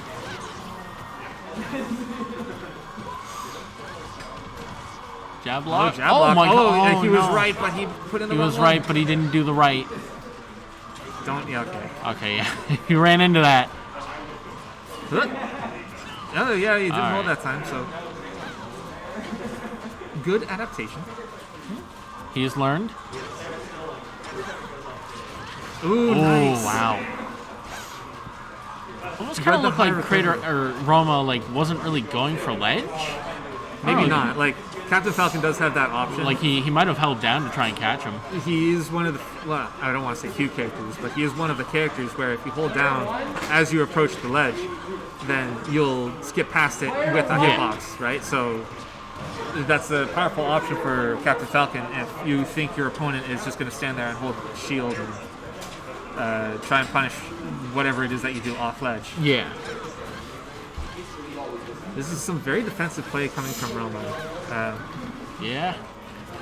Like I said, like he's adapting Oh, wow. to the fact that he's down, first of all, but also he's respecting Vest's game plan. That was the first shield breaker I've seen Vest go for all set. He's usually pretty trigger happy with those. I won't lie to you. It was also the first aerial down B. True. Roma. We're breaking out the new tech. You're fine, probably a but- good thing that didn't hit ledge, actually. Yeah. I think it caught his jump actually. Nair's gonna take it though. Alright, I'm overhearing from behind me that Raziek has defeated Asprey. Oh my he was god, correct, but he ran- bro, Falcon's drift is broken. Alright, jab him Good back job. up. Yeah, he's just keeping him off stage. Oh. And like, if you're not going to get the kill, then keeping them off stage is the best consolation prize you could ask for. Yeah, Up B for the up kill. B, there we yes, it go. will. Yep. Alright, first game for Vest on the board.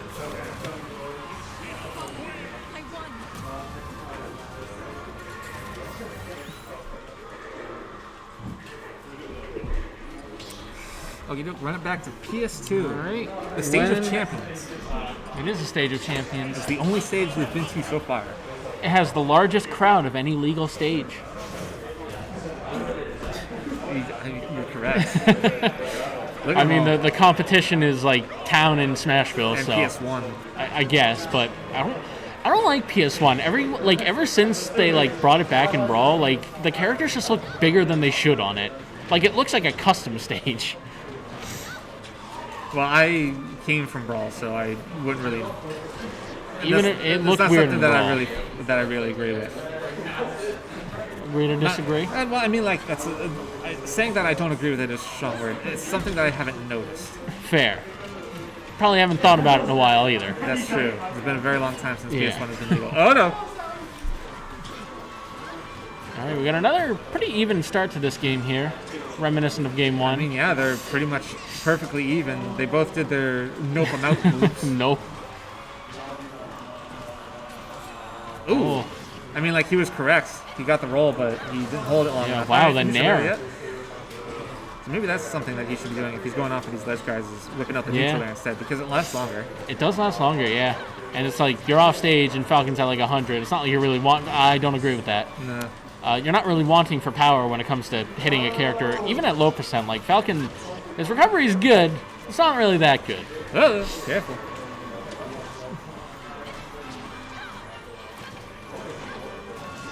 Up there.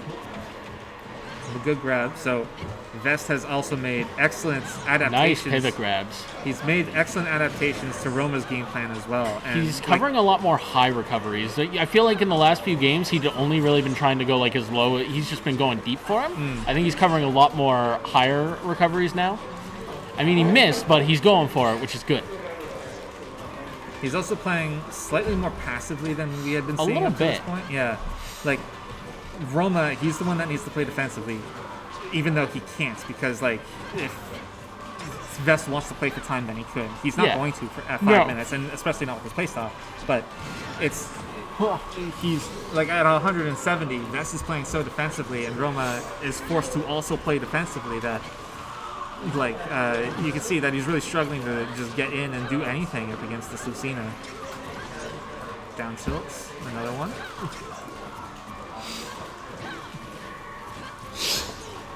Forward tilt just to knock him away.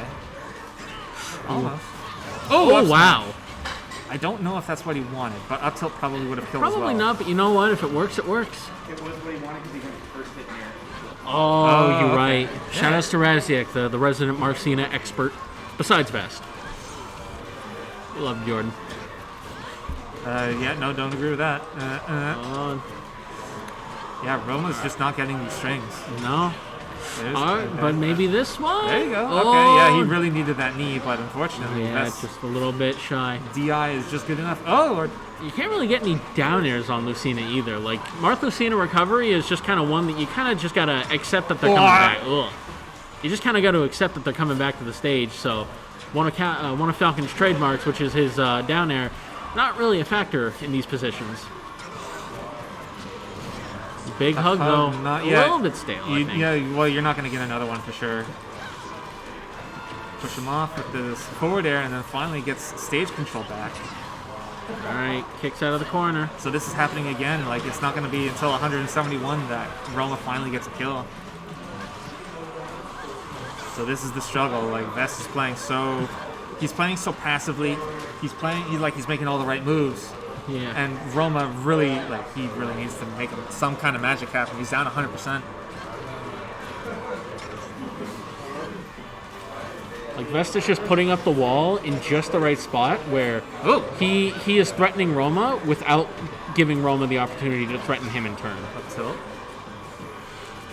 Gets to the up air, down air. Oh, God. This could happen. Oh, if he air dodged, that actually might have killed him. The angle on that down smash is no! disgusting. Oh, no! My God, it worked. Okay, I didn't get to talk about this, but Roma is really fucking good at just turning disadvantage into win. And that was a huge pop-off from Roma. It was. Man. He banked it all. We I'll were give him the saying this 3. earlier, Vest is going a little too greedy with these offstage edge guards. A little bit, yeah. Sometimes you just gotta accept what you're given, but something like that can happen. Something like that can happen. Roma can down air you at 60 and you die, like you fucking explode for it. You're just dead, yeah. Alright, well played by Roma. Very well. You know what, now that the set is over, because I forgot, you want to know a cool bug fact about Hero? What's that? I think the worst language to play him in might be Spanish. And the reason for that is because the name for Psych Up in Spanish is mentalization. Not pronounced like that, but it's like it's got like a C and a Z in there, that kind of thing. Hell yeah. Yeah, mentalization. The name for Kaklang is metalization. They are one letter apart. They have, you know what, they have a theme and they're sticking with it. Yeah, but like just one of your best spells and probably the worst spell, and you gotta figure out which one you're looking at on the fly. Jesse! Hi! You know what sucks about I'm not Hero gonna is stop that waving in until he English, says hi. Hi. in English, kamikaze, kaklang, and Crackle slash. crackle slash all start with KA. They do, yeah. So you can't speed read them very. The one Oh, okay. Yeah, no worries. Would you like to compensate? You guys are sharing Alright. Yeah, Snake Pithra. So, set matchup is in Razik's favor. I don't believe it's by a tremendous amount. No, I was gonna say, I feel like these two go pretty back and forth from what I've seen in the brackets.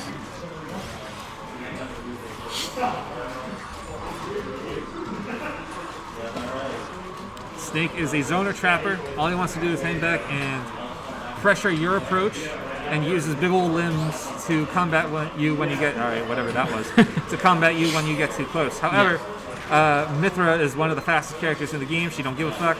She does not give a fuck. And Pyra has a gigantic fucking sword. She's very strong. She puts a lot more into her swings than Mithra does. Oh, nice back. Wow. That'll do it. Alright, only 50%. Mithra, the weaknesses, therefore, are Mithra has a very difficult time getting the kill. Yes. And Pyra is very slow. Yes. Generally struggles more on the neutral. Yeah. So this is one of those matchups where you can't, as Aegis, you can't really allow Snake to get a lead because shit like this is happening. Yeah, Like, Snake against pretty much the entire cast because there's not a lot of people that are heavier than him. If you get a lead, it's rough because he's even more comfortable making trades because he's winning them even more. well, it's not necessarily that you don't want Snake to have a lead because that applies to everyone, really. Right. But it is I true. think Like, I'm not, Snake honestly benefits from leads more than some other characters yeah, do. I'm not disagreeing with you necessarily. Yeah. It's just like general advice. But at the same time, this is particularly difficult for Aegis because if Snake has a big lead like he has now,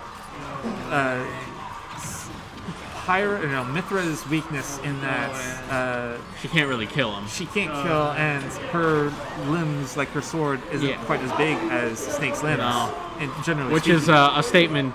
It's a That's a sentence. That's a statement, yeah.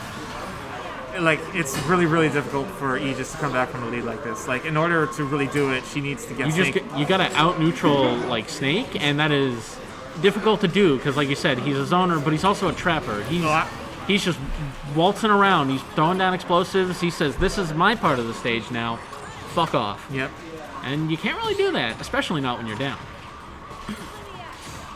Yeah, off stage. Oh my Ooh! god, that was like a frame away from this, or from hitting rather. Well, most of them usually are. Yeah, alright, that was a good read on the spot dodge. Alright, well, Got the Snake. Razek is bringing it back pretty nicely. Sure. The gap is not as wide as it was, at the very least. That is true, but like Aegis still needs to get the kill here, and Until the gap actually closes, we'll see how much it matters. yeah, that's exactly it, right? Like, it doesn't matter how much momentum you have up until you have the lead, If you at stop, least. then... Oh There my you go. god, yeah. See you later. Take these big old boots up your big old booty. God, he did not skip leg day. Actually, he has been skipping leg day since Brawl. Fair enough. You know what I think the best language to play hero is? Spanish. No, probably French. How's that? Because of what they call whack and thwack. What do they call? Whack is called kill, Yeah. and thwack is called super kill. Hell yeah. They're the best name.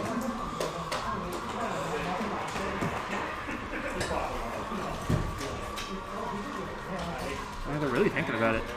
Well, the blue one stood up to unscrew on a TV. Not sure what happened there.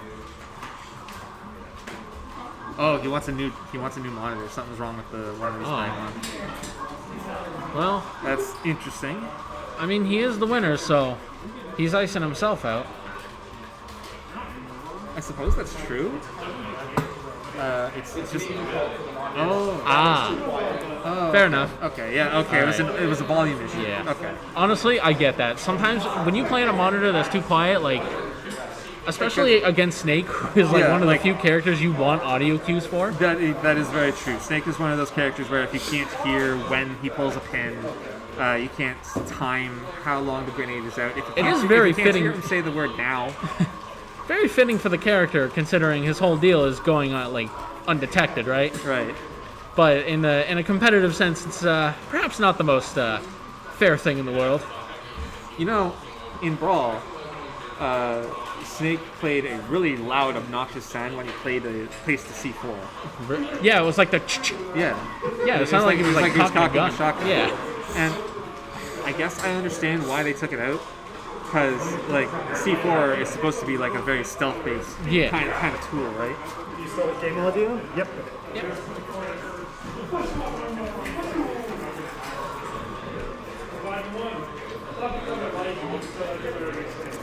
And it's explicitly a buff for Snake, but it's also a nerf for everyone else, right? True. My favorite thing about Brawl Snake was his down smash, where charging it just made him dig the hole more aggressively. Yep. It's not like the mine he placed was any more powerful. He just really got in there. No, it was stronger. I mean, it was, but I mean, like, the mine itself didn't change. He's still planting the same mine, but somehow digging the hole, really getting his hands dirty, made the explosion more aggressive.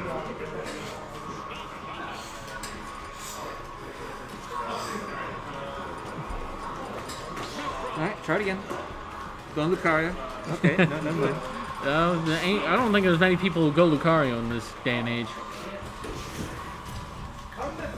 Okay, try it again. See if the volume helps. I can definitely hear it. Alright. Did the C4 flash and brawl when you put it down? I don't think it did. Nope. Yeah, that's another, I guess, nerf for Snake is that your opponent can at least see where it is at first. That is true. Like, I'm not sure which one I prefer. I guess the visual cue is more obvious because you could play with no sound. I feel like it's more believable that a C4 would do that as opposed to, you know, sounding like a shotgun. Yeah. Ooh. Razzie going for more Randy- photon edges than yeah. I'm used to him seeing. Well, I was saying this last time against Vest, in that Photon Edge, if you're not ready for it, it's surprisingly difficult to punish. Yeah, But honestly. if you are ready for it or you whiff, then you're gonna eat shit for it, like real Yeah, badly. fucked. So, like, if you can just, like, if you whip it out, but it's a calculated whip out, you know, then Yeah. I can understand the logic behind using it so often. God, I played to Blue One in bracket today for the He's first the number time of the beast. in many months, and his use of down air is it makes me cry because I've always thought that okay, this is my low levelness coming out, but I've always felt like top level Snakes never used as much down air and neutral air as I personally would if I played Snake, because those moves are really strong sounding, they do a bunch of damage, and they unstale your other shit. Snake's neutral air has never been particularly, well, aside from like first Okay, hit near landing, bad but- example. It was yeah. pretty good there. Yeah, but like it's never as an attack that you just want to hit them. Yeah. With. I get what it's you never, mean. It's never been especially useful. Like in Brawl, if you landed all the hits and it was fresh, it did 29, which is Yeah. fucking crazy for a single Pretty move. crazy. However, that game also had like the strongest SDI in the entire series. And True. if you got hit by all 4 moves, then frankly you're You just bad. deserved it. Yeah. But that you got like the Pac-Man down there, man. It's crazy. Alright, yeah, this is the struggle. Like I was saying, man, once you're down against Snake, It's hard. as Aegis, It's just really hard. difficult to come back. When I was playing against the Blue One, I don't mean to make this about me. Oh my goodness. I did a decent enough job at not dying, but not dying against Snake really isn't good enough compared to other characters, I think. Ooh, dash Oh attack. wow, yeah.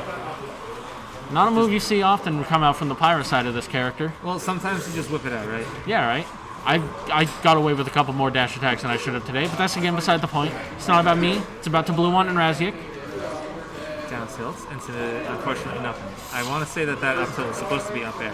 That was the most elegant hop over a blazing end that I've ever seen anyone do. That was super greedy, but he needed to. I understand. He did. Yeah. Raziek is known for his safety, but he's also known to, you know, go for the plays when he's really down. The thing about it, though, is that he'll only go for the play once. If he doesn't get the play, he doesn't usually try a second time. Well, on top of showing your hand, if you go for it a second time, then enough time has probably passed. Oh, yeah. he Oh cut my you god, asleep. again. Yeah. Back throw into dash attack is only true if your opponent falls asleep.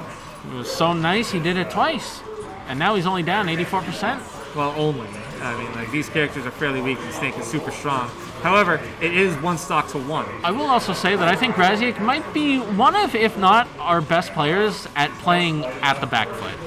Like, his ability to slow it down and just do what needs to be done, I think is honest. Oh, God. Sometimes that happens. Yeah. But I think Raziek's ability to just slow down and, like I said, just do what needs to be done and just work your way up there, no need to rush it. I think it's some of, if not the best in Nova Scotia. Man has the patience of a saint. I'm back to PS2. And if it ain't broke, don't fix it, except you're down 2-0, so maybe it is broke. You always gotta wonder that, right? See, I don't know. Sticking with the Aegis, believe I in mean, this character. comfortability, I think, takes priority over whatever data you could possibly pull up. Well, I mean, there's, like, he still has the Cloud in the back pocket, right? Also But true. I'm not certain. I mean, I guess the biggest weakness that Cloud has over Aegis, or under Aegis, I guess, in this case, Yeah. in the Snake matchup, is that Cloud's recovery is way more predictable. Right. Like, with Aegis, you at least have, like, 3 different options. You can swap to the other one, you can up B when you need to, and with Mithra side B. with Mithra side B, you can... Whereas Cloud yeah. kind of With Cloud, yeah, you're just... probably should just auto die if he's forced to up B. Alright. blazing was talking end. about this as well with Raziek during your set with the blue one. If you're gonna in a best of 5, if you're going to try a different character, it's best to do it in game 2 while you've still got an extra game to play with, even if you lose. Yeah, So that, I think that's actually the very thing that I said to Mark is that Yeah. well, but like I said, this will be real interesting. You have a game to burn, so you Yeah. could if you want. Exactly. So I think the fact that Raziek stayed Pyramithra game 2, unless game 2 just went exceptionally poorly, he wasn't. I don't think he was going to switch. So this is a dramatic difference in gameplay coming from Raziek. He's preferring to swap to Pyra, and he's preferring to whip out the blazing ends. And that was a good Very good catch on the recovery read on the there. high recovery. Yeah. And now Raziek with the first lead this set. and it's not a bad one. Like No, it's a pretty good one. like we're finally talking about this matchup from the opposite foot, right? So Aegis has she has all the weaknesses against Snake as we discussed, but she also has the strength in that if she doesn't want to engage, she just doesn't need to. No. Whereas Snake could just hang back and chuck grenades and maybe like a Nikita. Oh, wow. That was a good read. But that's not how Snake's going to win. Oh my goodness. God, that move is still I fucking know. big. It's so good. And well, it's good, but it's just so Name huge. one thing bad with that move. You can't. We'll be here all day.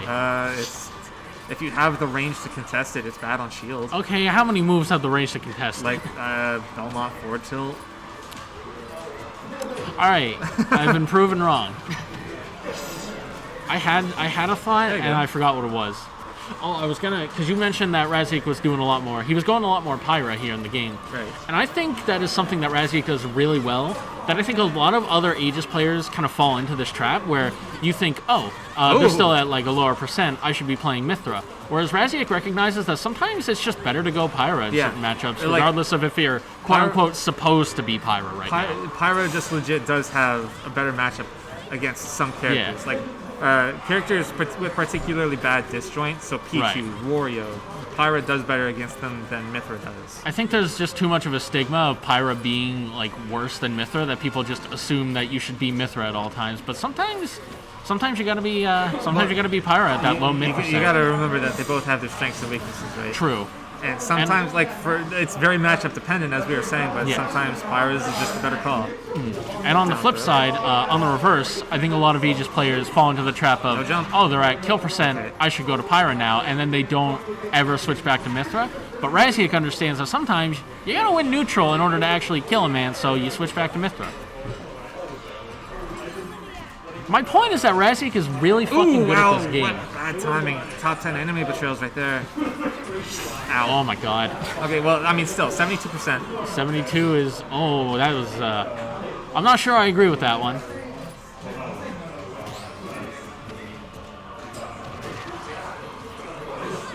Down throw up there. Keep the snake away from me. That's not what you wanted. I was just about to say, Raziek's been doing a pretty good job at not getting punished for blazing ends when he whiffs, but then he got grabbed, so, oops. It's I guess it's a medium move, but it's not something that you can just whip out. Okay. You know what? I do like that F smash though. I think everyone thought Raziek would have gone to ledge there. Okay. All right, he's good. Good DI. Not yet. Oh, the first grenade got him. All right, what's it got? Oh, the read. Oh my God, this is suddenly so even. Gotta hang back and what's the plan here? Do you stay Pyra? Oh, the read on the roll. He does that a lot. Yeah. Yeah. I realized by that. Blue One. Well played. Yeah. I did realize during my set with him, he knows that against Snake, if you're standing on a grenade or something and you want out, you're in the corner or anything, you want to roll out, and he's really good at catching rolls, especially with up tilt, because up tilt's kind of dummy. So, Pyra's clap animation looks pretty janky, if you ask me. It kind of looks like it doesn't loop properly. Yeah, it looks like she goes too quickly between pulling her hands away and pushing them back together. it looks like there's a frame of animation missing. I need to pee. All right. My co-caster has gone to take a piece, so I'm here to entertain you all solo for the next couple of minutes. In the meantime, I will update the stream layout, because we don't have Tableau and Raziek anymore. No, that time has passed. we now have Gronk and Vest. And I'm going to tell you what, I'm excited. I love both of these guys. I love watching them. I don't want either of them to lose. There's Greninja. This is... It makes a man cry when you got to watch two of the people that you just want to see win, but you know both of them can't. It really sucks.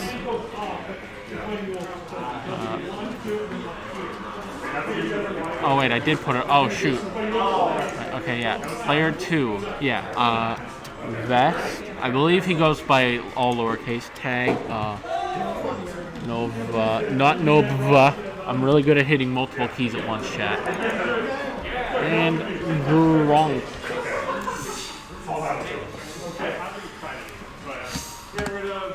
Alright, so I'll be fully transparent with you again. I don't know the set history between these two. Normally I'm pretty good at that. But today I've been very off the ball. I have fumbled the bag in terms of player history. But that's okay, because I can just make shit up. And I can say words, and as long as they're true now, they might have been true earlier in history. I don't know.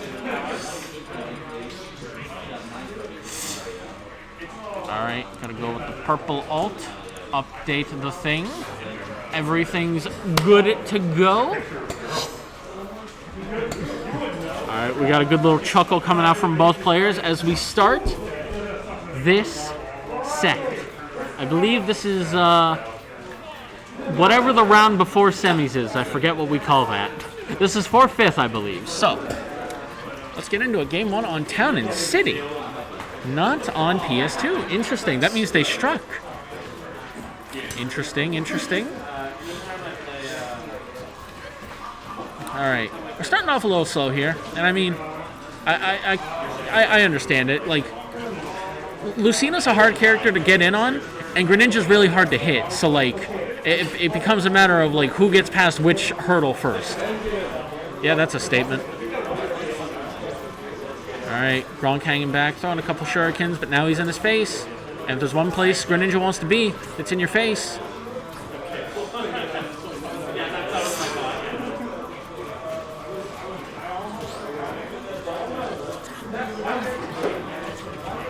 Drag down up air, doesn't get the jab block, doesn't get a forward tilt. Alright, interesting. I think he might have wanted to run up down tilt or something, but maybe just missed the direction.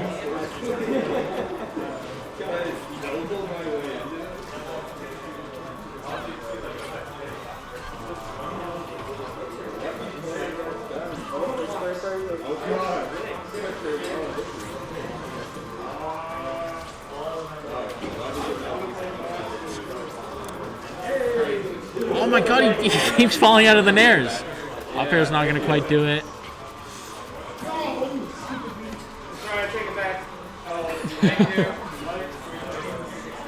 Alright. Still, like, I don't want to say it's slow because, like, progress is being made. Interactions are happening. Oh, okay, there we go. First stock finally being taken almost 2 minutes in.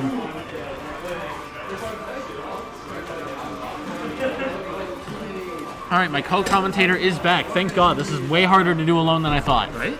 It's not easy. Alright, so I was saying at the very beginning here is that I think this matchup is interesting because Lucina is a character who kind of wants to keep you out with her hitboxes, and because, as a result, a little bit hard to approach. On the other hand, Greninja is just really fucking hard to hit.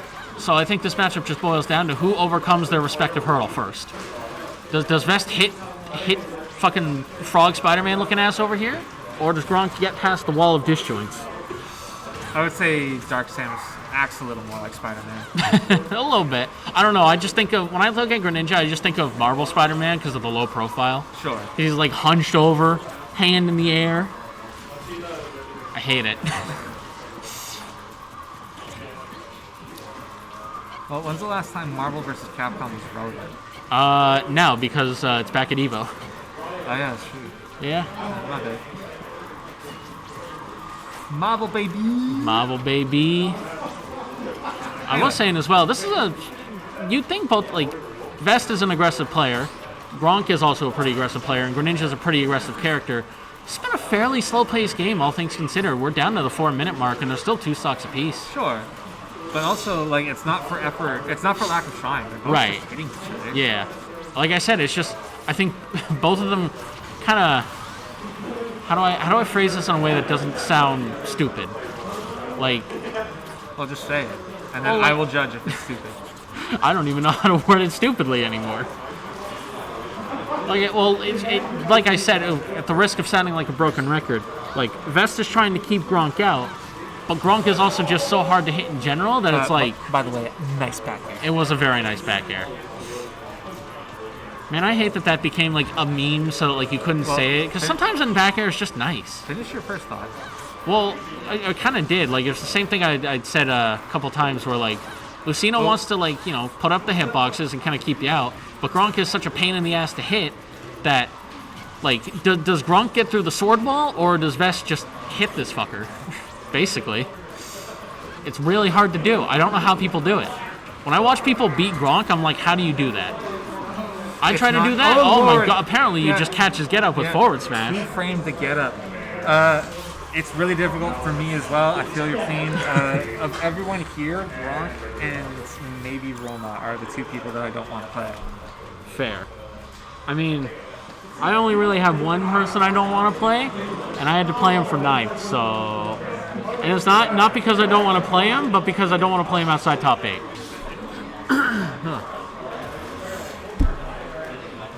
Man, I wish the Red Bull had come. I'm thirsty, and I want some energy. There's a Red Bull right there. There is, but it's not my Red Bull. I'm not stealing a Red Bull. Shoutouts to our sponsors at Red Bull, by the way. Forward air. Dash attack. Both of them just doing what they do best, which is forward air and dash attack. Neutral air. Gronk fell out of a lot of neutral airs last game, by the way. I don't have any further thought on that, just... He died a number of times, but then the game said, actually, no. And if he was playing Steve, we would have had to watch the replay.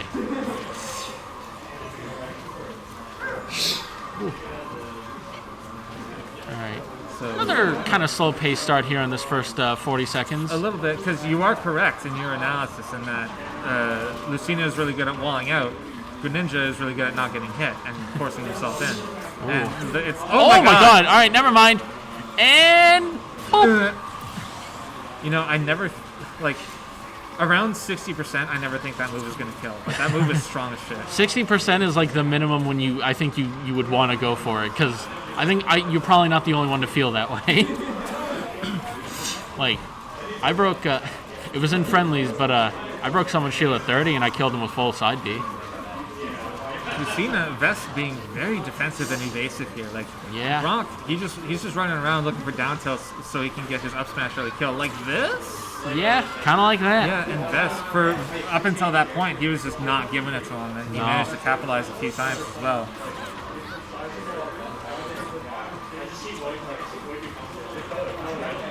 Alright, just 21 off like up airs and back airs. It's currently Gronk's turn to put on the pressure. And he's doing it, like he's holding stage control fairly well. Yeah. So now the frog is cornered. Rolls on, gets back to center.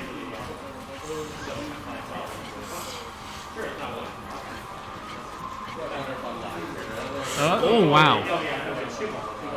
If that was Marth, that probably would have killed. Might have, yeah. But then you could go all butterfly effect and be like, well, if he was Marth, he wouldn't be in this situation. That's also very true. Oh wow, he didn't get that. Yeah, I mean, like, he ran up. He was correct. He just... yeah, like he was just out of range, yeah. We've seen a down smash. Not a move you see very often, but it's a move that works when it works. Yeah, okay, so you're seeing it from Gronk again. He just wants the down tilt. Because down tilts into up smash will kill, like we saw it last time. And he has more rage this time as well, so... He will absolutely die. I feel like Vest is gonna look for an up. Never mind. I was gonna say he was gonna look for an upbeat oos, but not just a plain old F tilt 160. Gonna do her. Still 90%. This isn't a huge amount because like. No. I feel like this might still just be a down tilt up smash. Yeah, that's exactly what he's looking for. And Vest, he's playing maybe a little too. Wow. Oh, that was a lucky down smash. He might be playing a little too fast and loose by butterflying his jumps in and trying to bait out like the down tilts on wow. the shield.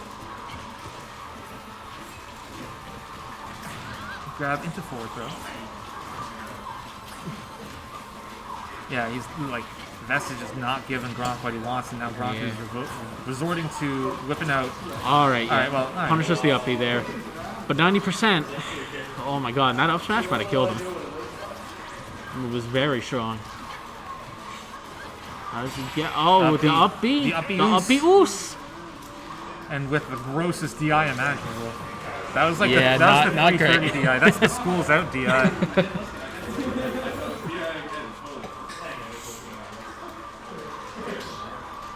All right, do it again. Run it back.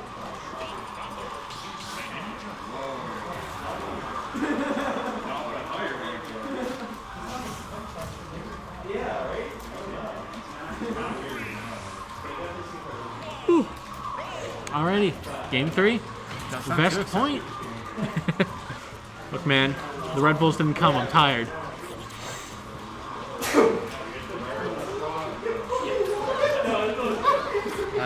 Looking for the down smash roll in once again, but Gronk recognizing the error that he made last time. Good grab, and then forward throw. Throw him off. Knock him off. Boing.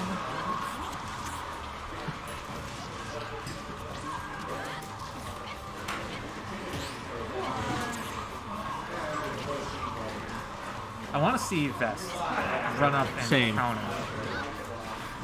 I don't know if I want to see that though.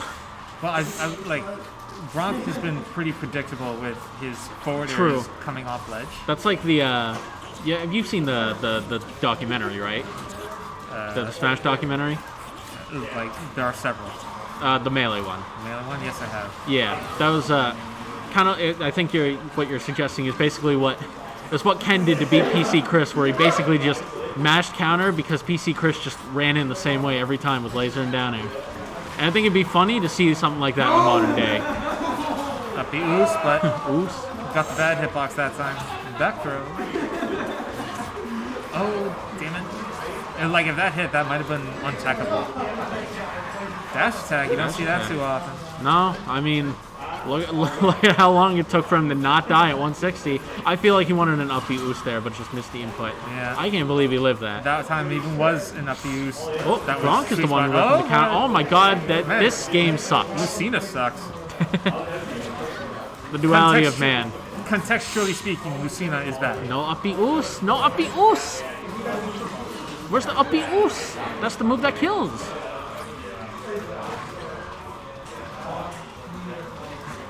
I kind of appreciate how Gronk is not changing his game plan, even though he's at 186. I know, right? Which I kind of get because, like, at this percent, like, anything will kill you, so you're a dead man walking, so you might True. as well, right? Yeah, a lot of people definitely play slower to not die, but there's mad respect to the fact that you're playing this the same way you would at 0. Like, there comes a point eventually where it's just like, you know what, I'm just going to press buttons. Yeah. You're not killing me, I'm just going to do what I normally do. I mean, he wouldn't up B Oos. He was looking for an up throw. So Vest very strongly in the back foot here. We don't Right actually now. often see this from Vest, like in the Chris Roma set. Oh, I'm not sure what that counter was. In the Roma set, Vest had the lead almost consistently up until, up until he didn't, really. Yeah. And it was because Vest was playing very defensively. He was working Lucina's. Right. That's a very small shield. He was working Vest's Lucina's strengths very Ooh, well. wow. Got a little too excited with that up air, and then he got substituted for it. Oh, he went up. All right, free 47. God damn, man, Greninja's so good at just... Like, you start the game at 50 against Greninja, basically. He's really good at the start and at the end of a start. Yeah. It's the middle part where, like, if you're up against an opponent that knows how to deal with Greninja. But there we go, up the Oos. Yeah, 47. Killing him 50% earlier than last stock.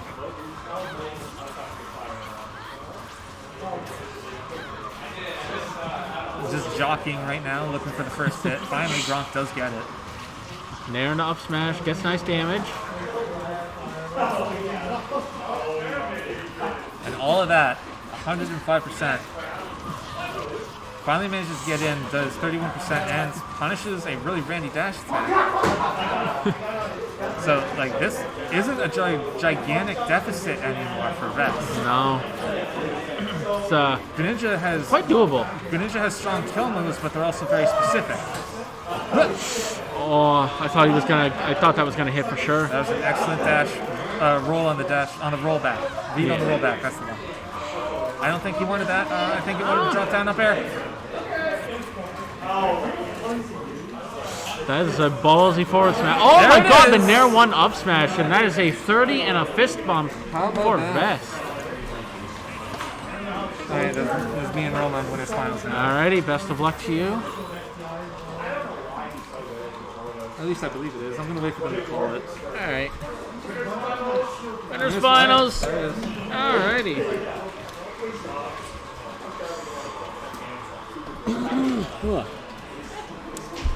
Alrighty.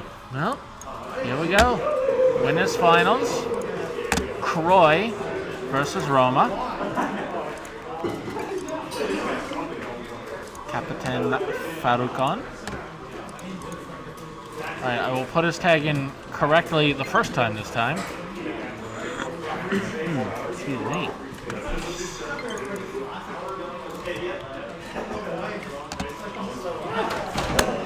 Alrighty. PS2, of course.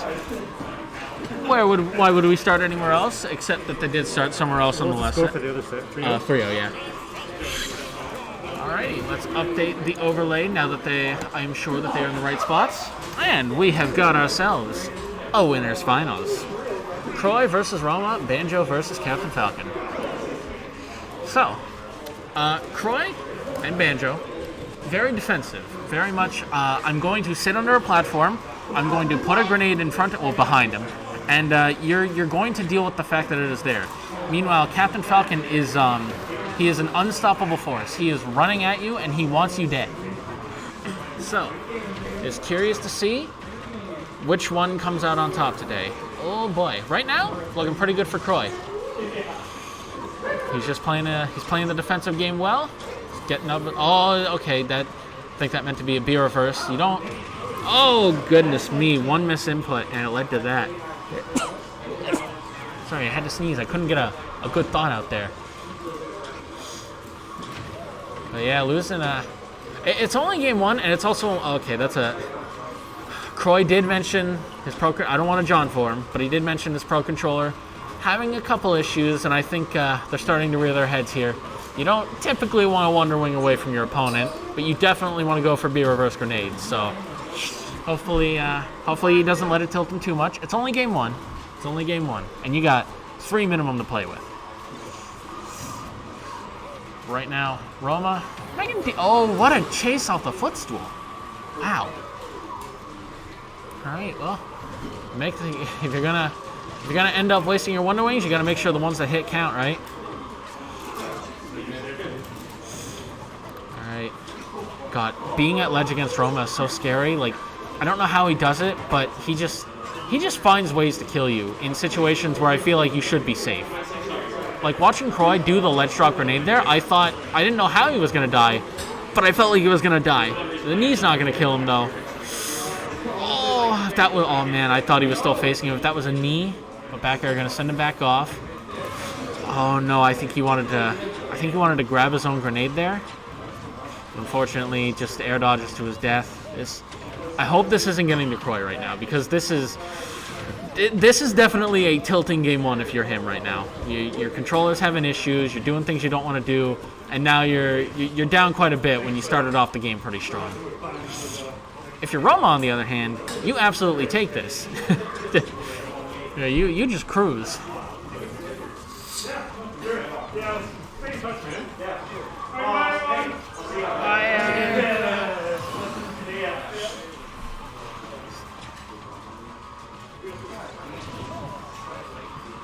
All right, while I was saying goodbye to my dear friend Aaron, Roma is suddenly on his last stock, and this is where I think Croy shines. Because of how defensively he plays, he can slow this down. Let me rephrase this. He can force Roma to slow, like, just grenade under a platform, and you can force Roma to slow down and play your game.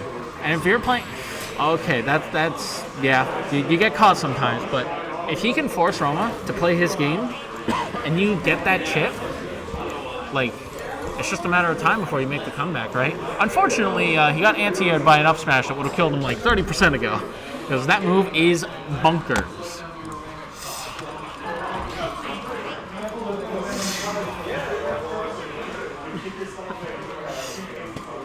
Alrighty, going into game 2. Like I said, I really hope that the events of game 1 aren't getting to Croy right now.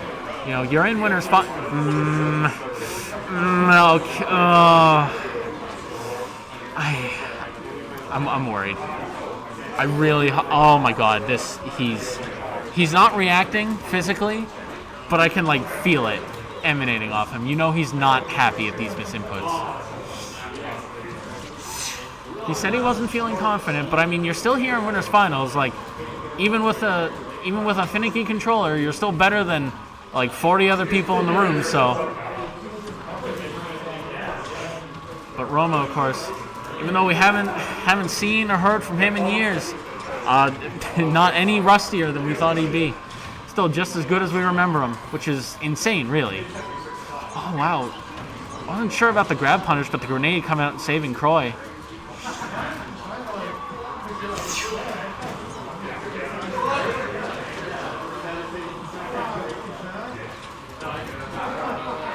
Alright, very even here. Who's gonna draw first blood?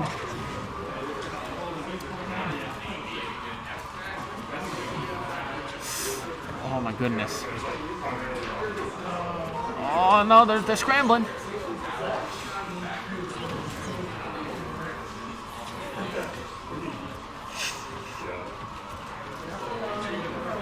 God, they're dancing around each other. Nothing's happening. Roma off stage now, though. I like the Z drop grenade, but he fades. He stays just far away enough to not hit him. All right, Wonder Wing off the stage, and like I said, man, it don't matter how many Wonder Wings you waste, as long as you get the one that counts.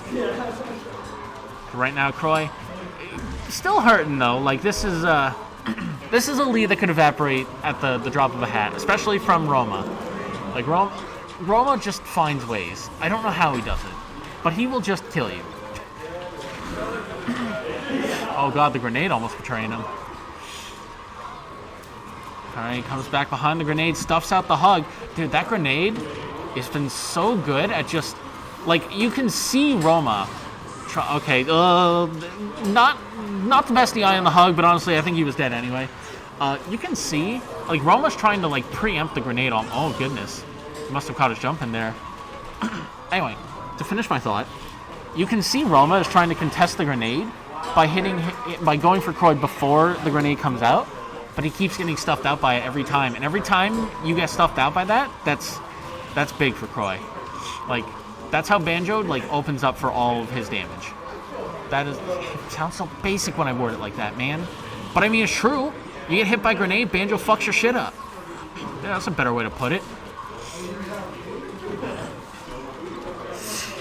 But right now, that early stock from Croy, and he is still only taking. Okay, well, he's taking more damage now, but it was pretty good for a while. Still pretty though. Like, he's really not hurting anymore until, like, unless he dies, he's really not in any worse of a position now than he was when he was at like 7. But Roma though, Roma's just putting on that Falcon pressure. The invincibility on that saved his ass. But you know what? Banjo deserves it. Alright, one Wonder Wing left. Reads the roll on. My goodness, that move is so good. I can't say it enough times, man. That move is just ridiculous. But, like, I'm not mad at it, because Falcon kind of needs it. Alright, how does Roma get off the ledge here? Well, he doesn't. You know, sometimes you don't. Sometimes the answer to how do I do is you do not. And it's very unfortunate for if you're on the losing end of that situation.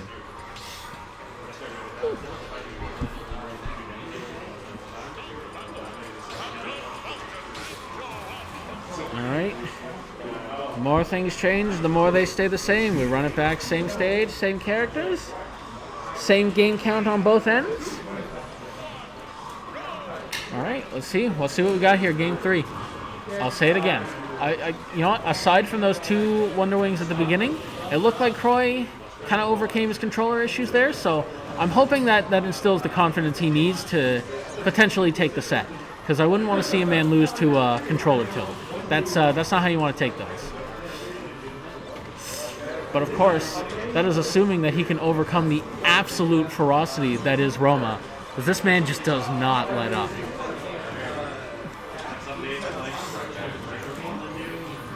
Ooh, shield's getting a little small there. Oh, the sour down air is gonna. Sour down air is so strong. I'm not fully sure why. I don't think Falcon needs that. All right, put him in the ground again. Going all over the stage here.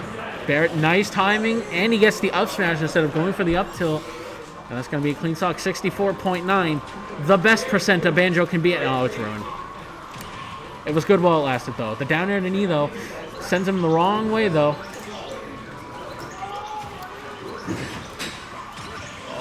To Blue One to save the day with that. All right, I looked away. I'm sorry. I think that was a hug. A good hug, if that was a hug. Evening up the stock count. Not a big deficit, but when you're getting hit by an F smash, that's a good sign. All right, he doesn't stand up into the down smash this time. No grenade to force a get up like the end of last game, so you can just kind of sit there pretty. I think Banjo down smash can hit ledge, but I don't know how specific you have to be with it. Oh, excuse me, I'm very sniffly. That, oh my god, that. He definitely wanted like the sweet spot down there, but sour down air almost just killed him anyway. Like, it's funny, because I'm not the one getting hit by it.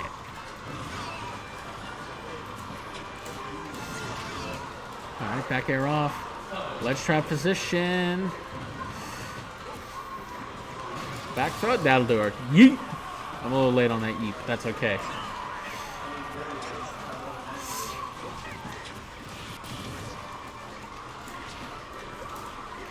Alright, well, was that ledge, but he is only at like 10, so he shouldn't die from this. Of course, if you're in the corner for too long, 10 turns to 60, and now you can die at ledge. Oh, goodness me. Croy is running away from it right now. Good get-up attack. He almost died the same way he did at the end of last game, but I think the grenade just barely didn't get him far enough, or maybe the down smash charge was a bit more favorable for Roma because Croy couldn't charge it anymore. I think if he could have held it a little longer, he would have. Trying to hop over the get-up attack. Oh, you're dead. Sometimes that happens too. Sometimes your recovery is not good and it gets exploited. Sometimes you exploit bad recoveries. Alrighty. We are on. The egg is that egg is brutal against Falcon, yeah. Like, it's one of those moves that just goes at the perfect angle to beat Falcon specifically. Alright, game 4. Match point potentially for Croy. I don't think that was intentional, but you know what? It's alright. I can read chat now. I can always read chat. I just kept forgetting to. I'm also alone, so I was further away from chat. But about this game 4, alright, Roma's at 69, but he is losing. So which is more powerful here? Killing commentary? Oh, thanks, man. But not as hard as Roma's about to. Oh, he didn't kill the stock. Although he might here. Oh no. Okay, if he didn't commit too forward to the drift, he might have been able to get like a down air knee off that, and it might have killed. Oh my god, if that worked. There's everything Falcon does is either really cool or it's okay, but what if? What if, right?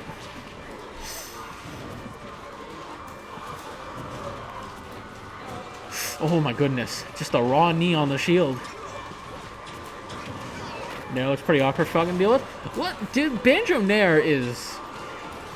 Like, you don't think of Banjo as... Oh, okay, yeah. He'd already upbeat, unfortunately, so he was dead there. Banjo is not often really thought of as a DLC character, because he's comparatively honest for the... Like, he's honest compared to the other ones. That's a better way to put it. But that neutral air is really good. Like, yeah, Falcon definitely, like, it just looks so weird because, like, it's, like, just disjointed enough to basically deal with any, like, aerial that Falcon wants to contest it with. Am I putting work with these pairs? Yes. Yes. 100% yes. It's fast, it's safe, it's strong, like, there's not much more you can ask for in an aerial. Except for maybe it to be disjointed, but it's a big-ass hand already, so, you know, don't be greedy. Alright, hit him with the rat-a-tat-rat. As he get off the ledge here. Oh, no, he doesn't get the forward air follow-up. Wonder Wing wants to punt it. Gentlemen. Gentlemen. Alright, he's extending it. He's making it work. We can't all be Cloud Barrett. Yeah. Oh, he read the air dodge, but Croy drifting just far away enough to not get hit by the knee. This game is suddenly very even. Excellent mash from Romo. Oh, my God.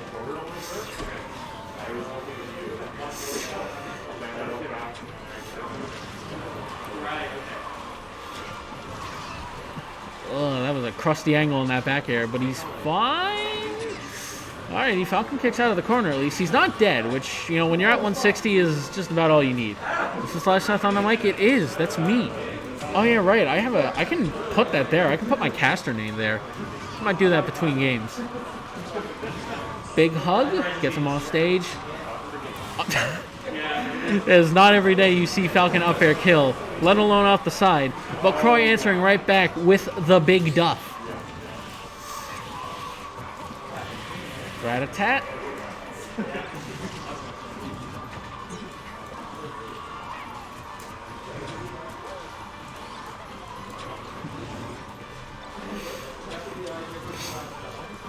Alright, Croy just setting up the wall of grenades right now. If it ain't broke, don't fix it, and well, it's pretty fixed right now. It's working like a charm. Alright, we're almost fine. Oh, goodness. He has been duffed off. Alright, he's fine. Rat-a-tat. Nice read. I was wondering when Croy was going to start doing that. I saw he was getting Roma in a couple of those situations where I was like, you could probably tech chase with Wonder Wing there. And then he went for it. And it worked. And now he's in grand finals. Because he's fucking sick at this game.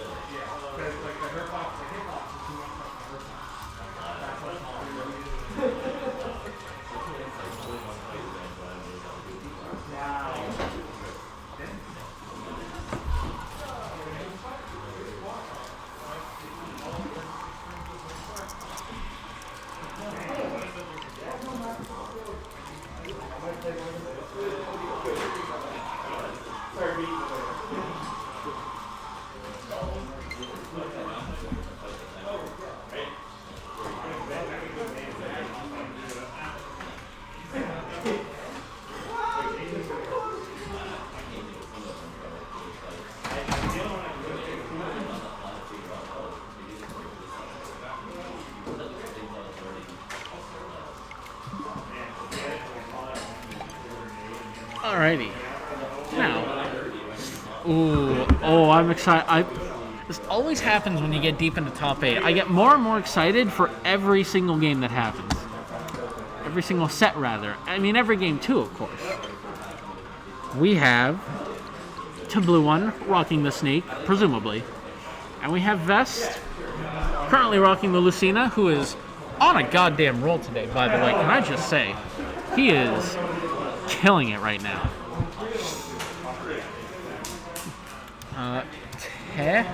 Blue One. And you are Vest in all lowercase. And you are Nova. Not Neva. Nova. Not with an I, with an O. Alright.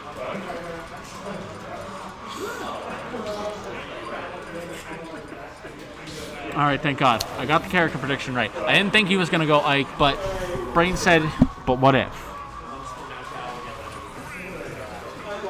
Alright. We're getting started here. Game 1 of Losers Semis. Going to Battlefield here to start. I'm not sure who this benefits more, honestly. I think both these characters, I think, enjoy their space to just kind of hop around and do their own thing. Oh my god, Tabluon! Tabluon? How are you gonna miss 2 techs in a row like that? Alright, very early stock from Vest. But, you know, so Snake is really good at building up a lead. And in that same vein, I think he's really good at making up a deficit. Because he just kind of explodes. And even if he's down, he might still arguably win the trade depending on the situation. I think, anyway.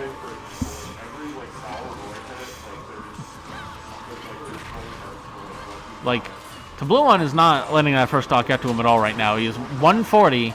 Okay, he's taking a lot now, but you know what? He was doing pretty good there for a minute. All right, and just like that, best first stock, gone. Lightning fast. Which one of these characters is the zoner again?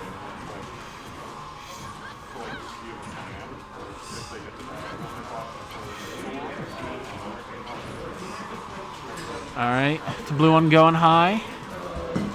My co-commentator is returning to me. All right. Welcome to midway into game 1 here of Tabluon versus Vest. Oh, good text. Okay, yeah, it wasn't good text earlier, let me tell you. So if you have a very linear recovery like that, Snake, Banjo, Yes. Mega Man, something like that, you really need to know how to I don't want to put my ride on blast, but he did miss 2 techs earlier on the first stock and died at 50. Who? Tabluon. Oh. Yeah. He made it back very quickly, though. Although Vest is suddenly just taking like a full stock lead right now. And I don't know what that C4 was. I can't believe he got back. Yeah, like, Wait, bro. Vest, like, he presented looked at himself to Vest and said, you know what? No, I'm not horny. How's it today." going? Up B. Up B, not Oos, but damn, the kill with no zoom in. That was a rough game 1. Not ideal. It feels so weird when a move kills and there's no zoom in. It doesn't feel right. But like, it doesn't feel the same way like reverse, like if something doesn't kill with the screen, because we're just used to this game lying to us. That's true. False positives are very much a thing. Yes. That reminds me of like patch 1.0 of Robin, where every hit of Thoron would cause the zoom in. I think I remember that. Yeah, they had to patch that out. Yeah. So now at no point can Thoron get the zoom in. That's hilarious. Well, they tried all of them, so now we'll try none of them.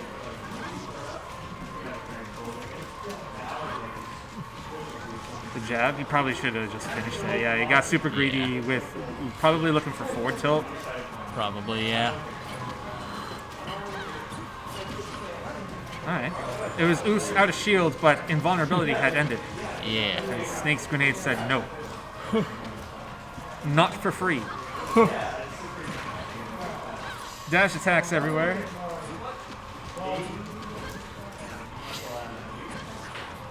Did these two play in Winterside? I don't think they did. No. I don't believe so. Vest lost to Roma, and Tabluon lost to Gronk. Me. You? Yes. Ah. He went Snake, then Mark, then Ike against Right. Why do I think he played Gronk? He played Gronk. Gronk lost to him. Right. My memory is not good, clearly. Anyway, this game looking pretty different from game 1. Yeah, this is kind of what you expected of a Snake game. Yeah, he's at 150. He's not dying, and never mind. Well, I mean, like, all characters do eventually die. It's just you gotta hit them. You gotta hit them hard. You said that he SD'd game stock 1? He didn't SD, but like he got like back air and up B into the stage and missed both techs and just couldn't make it back. Oh, okay. Yeah, he tried to up B and then air dodge to ledge, but he just couldn't reach. Okay, So yeah, like, very, very different tune being sung right now. yeah, now we're understanding how the game flow does go if Snake doesn't die at 50. Oh my What god, a he caught catch. up B. How do you do that? I don't think down air has any invulnerability. No. I think he actually just hit he just hit Lucina without getting hit by Dolphin Slider. That's crazy. Oh, Okay. that DI was crushed. Yeah, but All right, he like, is not missing these techs anymore. This is the struggle. You gotta get back against Lucina as Snake, and you finally do. But this is all like Tableau One did have a pretty strong lead this game, and now it's all gone. And now it's Lucina that refuses to die. Oh wow! What a wow. recovery! Fortunately, it's all for naught. Snake ready to just dive in. Okay, so now it's up to Snake to go back to his zoner playstyle. Like, Yes. he's a zoner trapper. Sometimes he just wants, like, he's not. He makes a lot more plays happen than the average zoner, though, I feel like. That's true, and he's not against just running in and pressing buttons, but True. like he has the capability to hang back. He does have very good CQC. Yes, he has the ability to hang back and just throw grenades instead. Oh my god! Oh, goodness. Oh, come the on. punish. All right, B jump from grenade. No, Nomura. he dropped it. That's not Oh, what he my wanted. goodness. No, it almost worked. I respect it. Either Oh, way. the C4 nearly got him. Cool.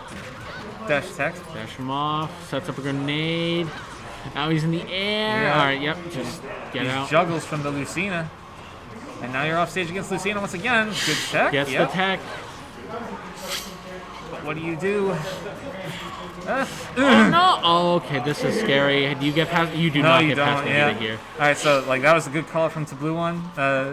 When like Nikita is really strong and it's really fast, but it handles very poorly, right? A So little bit, yeah. So if you can figure out like what your opponent's answer is to Nikita the first time, then you can remember that and counteract that the next time like Yeah. you're in the position where you are using Nikita against an opponent, Right.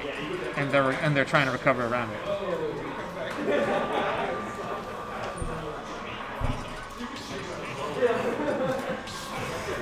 All right, I missed what stage it was, but there's no change in So did character. I, actually. Oh, On the Hollow Hollow Bastion. Bastion Apollo, the empty bastion. No thoughts. Bastion empty. That's a good one.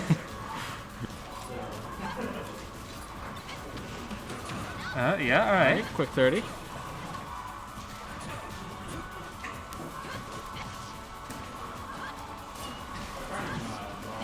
It is. Going in the air. Like- Yep. Just Cypher high. It's. I want to say like a shitty thing, quote unquote, that Snake can't double jump after his up B, like Mega Man and Banjo can. It is shitty, but on the other hand, I don't think he deserves He it. doesn't need it. Yeah, exactly. Sonic doesn't need it either. No. They can fuck off. Yeah, right? Sonic can already air dodge out of his, like, and he has a really good air dodge. Well, so can Snake. So I mean, can I everyone. guess. Oh lord. Oh. Yeah. Sometimes you just really want to get it on Snake, and he just leaves it behind him and detonates immediately. Where are you going? Where are you going? All right, you make it back though. I thought he was going to C4 recovery, but you know what? That The would air have dodge- been the air dodge- risky. A little bit. I mean, it worked until he got up B. And also C4 is right there. Yes, that's also true, actually. Yeah, you just keep dash attacking like it's one of the best first options in the game. Yeah. You could probably make an argument for it being the best first option in the game. No, Palutena dash attack is better. Probably. What do you mean? Palu's a low tier. Okay, yeah. Ejects early to avoid that down air. Back air, but it goes That's up prob- because yeah, of the that's- grenade. That's probably not what he wanted. No. I mean, extra damage is nice, but you always... I'm pretty sure that back air would have killed him. Yeah, you always want the positioning over the damage if you can. Nikita. Alright. As long as Lucina can, like, go low enough, Nikita's not really a factor in the edge guarding department here. Good parry. Got him with the fuse, Go but high. like they're going high, yeah, and that you were very lucky that hit. Move lasts so long, and then for some reason it pulls you in with the late hit. Oh yeah, you can't do okay. that. Yeah. And Yeah. doesn't even bother to charge it up. Don't need to charge just it a or simple slap. do anything too crazy. Probably could have done like down smash to charge his moves. Yeah. Or refresh his moves rather. Nice read. Nice weight, rather. Well, it's both. Yeah. All right. The Blue one making back the deficit a little bit. Still, though, this is a pretty far. It's a pretty fall. Fuck it, I'm done. Fall from grace. That's the one. I just needed some help. Yeah, Oh yeah. Yep, you were stuck, and being stuck might actually be the scariest position in this game. That's really shitty because like it's up to him when he does the thing. He right? now controls your life and death. Yeah, like unless you're Aegis, you could also try being aggressive and moving a sticky onto him, but that comes with its own. Pretty hard to do. Yeah. That comes with its own problems.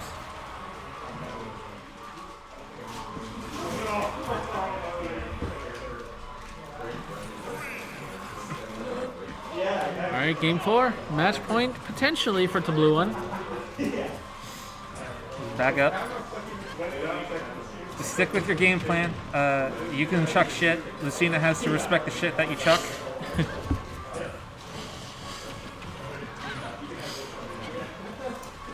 Go high. Yeah. And there you go. Even if you're hit, Lucina also takes the punish. Although this is not a trade that. This is not a good position. This to be is in. not a trade that the blue one wanted. Yeah. Yeah, you are. I mean, it's one thing to say that Snake is heavy and therefore all grenade trades are in his favor. It's another when God. you take 70 for it. When you just get caught up there and you die now for it. Yeah. Like, that's rough. That's Snake's weakness. His disadvantage is one of the worst. It's pretty bad.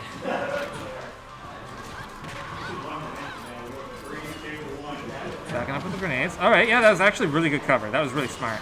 What a good Nikita. That was really smart. He positioned it just a little bit further out so that it would hit Lucina and not just clank with the blade and let him in for free. Oh wow, I missed that C4 too. Dance on him, 70%. So, as we've proven, game 3, Snake is one of those characters where he has a really good time racking up damage. Not to say that he's especially momentum based, even though he can be. Yeah. But once Snake has the lead, it's so difficult to it's taken away from him. Yeah, it's kind of hard to like, because a lot of the because of the grenade trades, like a lot of the progress you make is also being made towards you in kind. Yep. Arguably more so. Right. What an edge guard though. Good lord. Yeah, that's just the thing though. Like Snake's disadvantage is really awful, and like if you force Snake to use C4 earlier than he's ready, then he's just wide open to shit like that. At least if you have the airspeed. I wouldn't know. I'm Banjo. I can't do that. Yeah, I'm Hero. I can't do that either. Right. I feel like that should have been a downer. Yeah, it should have been something. Dash attack, not quite enough. All Here right. comes the Nikita. Yep. Keeps it just a little bit further from the ledge now. He's figured it out. So I'm singing a different tune not 2 minutes later, but Snake is now on the back foot. However, like I said, he might not be a momentum-based character, not necessarily, strictly speaking, but he does have a really easy time racking up damage. He just needs to get a solid footing. And the thing is, until Snake dies, I feel like even if he's down, he still wins grenade trades. Or at least he's not losing them as hard as you might think. It depends. Like at this point, I would say no because like he's at 117. Yeah, and he's getting juggled again. Yeah, grenade trades are definitely not a thing that you want when you're at this percent. He's really dropping these B reverses.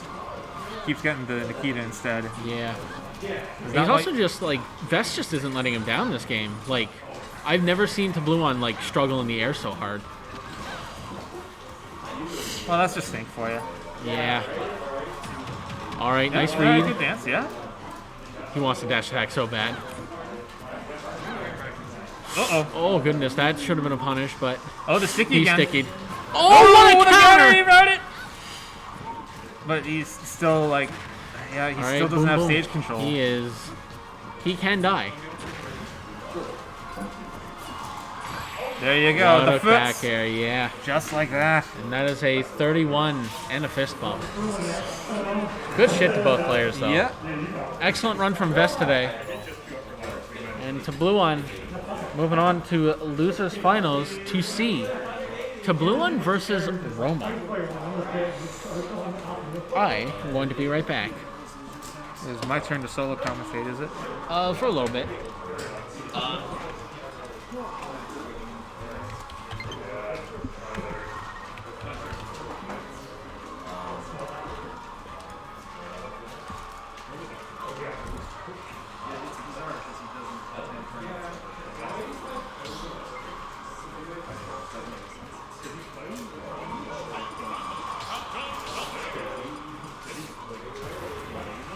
Okay.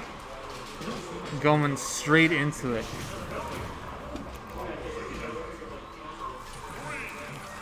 Agreeing to PS2 for the start, not PS2, Small Battlefield for the start, which is a little bit unusual. Roma is very much a PS2 old boy. However, it does make sense for Blue One. To Blue One does prefer PS2 over, no, goddamn it, he prefers Small Battlefield over PS2.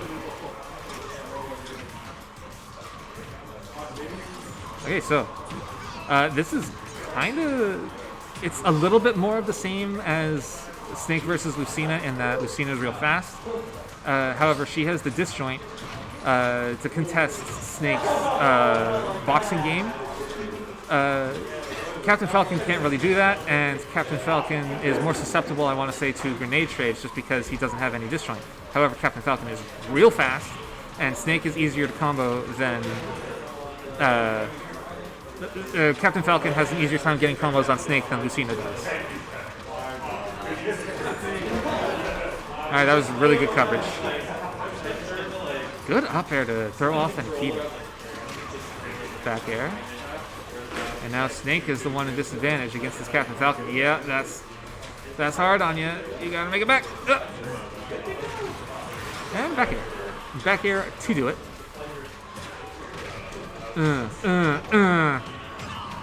There you go. Solid 57 just like that. And nearly got the knee. Ooh, wow, falling up air. You don't, like, the only one that expected that was the Blue One.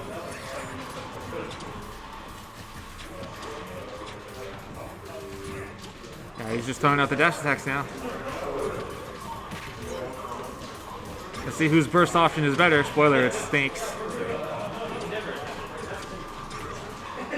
Like, Captain Falcon doesn't really want to use his burst option, his dash attack, unless it's for a kill. Like, he doesn't really get anything off of it, even off like a sour dash attack at low percents. He doesn't really get a whole lot off that.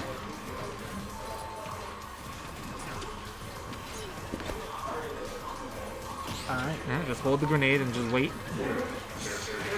Dash attack, yeah, he was looking for the kill that time. Ooh, excellent coverage. Hit the shield with the C4 and then hit Roma trying to come up with something with the back air. Ooh, yeah. Gotta be careful of that. There's a burst option that sucks generally, but also kills. You know what also kills? Up that tilt. Fucking up tilt. Yeah, that's a hell of a kill move. It always has been. So, I don't know what kind of insight you had before the set, but I am curious. Oh, how do you feel about this matchup? Because I feel like, how does Snake's kind of zone trapping work against a character as like fast and good at closing gaps as Captain Falcon? I want to say it's slight Snake favor, mostly because Captain Falcon lacks the disjoint to really deal with grenades. True. He has the speed and he has the burst options, and he has a whole lot easier time comboing Snake than Lucina does, for example. I think he might also have a better time exploiting his poor disadvantage. Because Captain Falcon can just kill you, like that. He didn't die, but he could have died. Yeah, I don't know if it would have killed at 20, but... Alright, My yeah. God. The thing after the down air would have killed at 20. Yeah. And yeah, that up tilt will kill.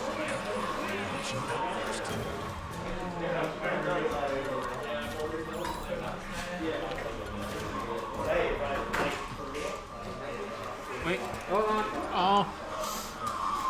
I already hugged him earlier.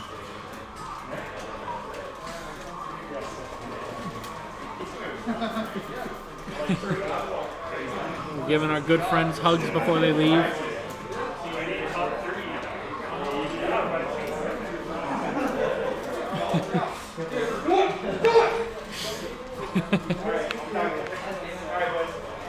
See you later.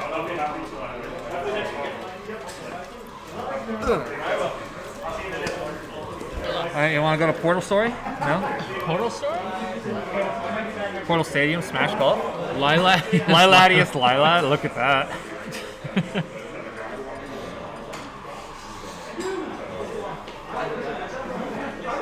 You know, it's almost a shame that the stage builder like is as janky as it is. We really could have just made our own legal stages, huh?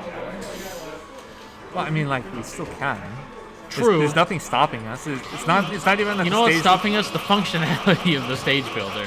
There's that, and also like it's super difficult to consistently share the stages among. Yeah. Like every single setup here would need to have it.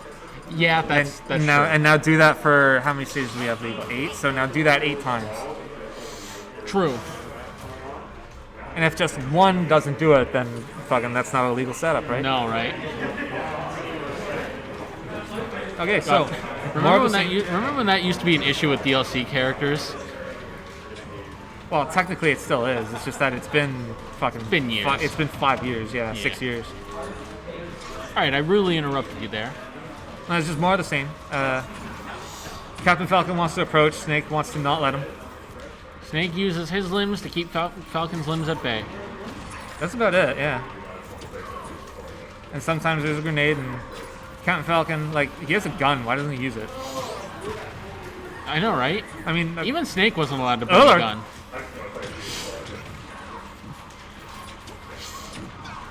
nice falling up there. Wow.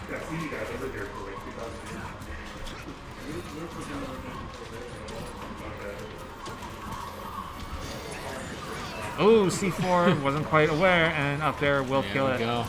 God, 128. Snake is so strong, man. I can never get over just how strong this character is. Yeah, I mean, that's the trade-off. He's a heavyweight, and his mobility does suck. Like, for all his strengths, his attributes are not fantastic. They're really not, but like, then you watch Snake play and you're like, why can't my character do all this stuff?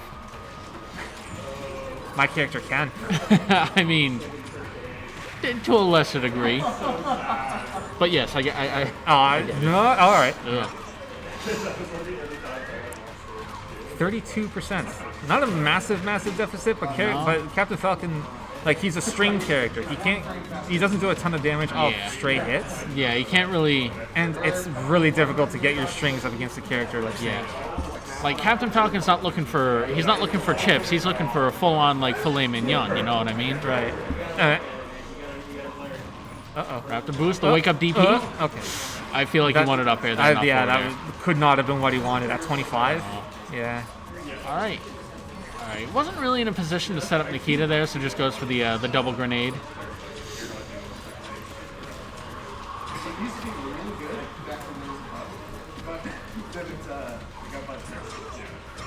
Yeah, he's just looking for his kill options now. Like, that is the shitty thing about playing a zoner. Like, I get this a lot with Banjo as well. Is when your opponent's at a high percent, you want to stop throwing out. Oh, what a catch! my And that'll do goodness. ya.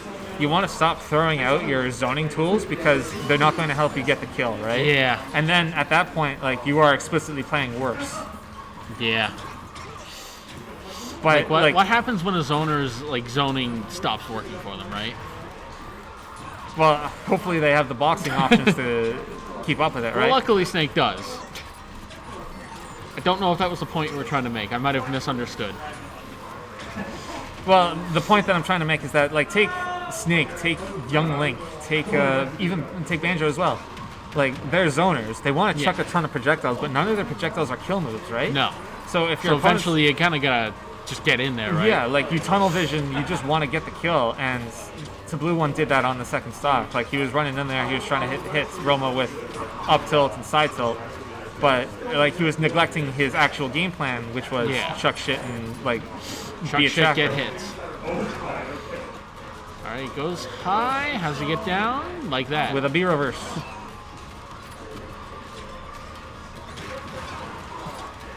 %. Like, this is danger zone for Snake. It is, but it's also dangerous. Oh no, that's not If what he he gets wanted. grabbed, he dies.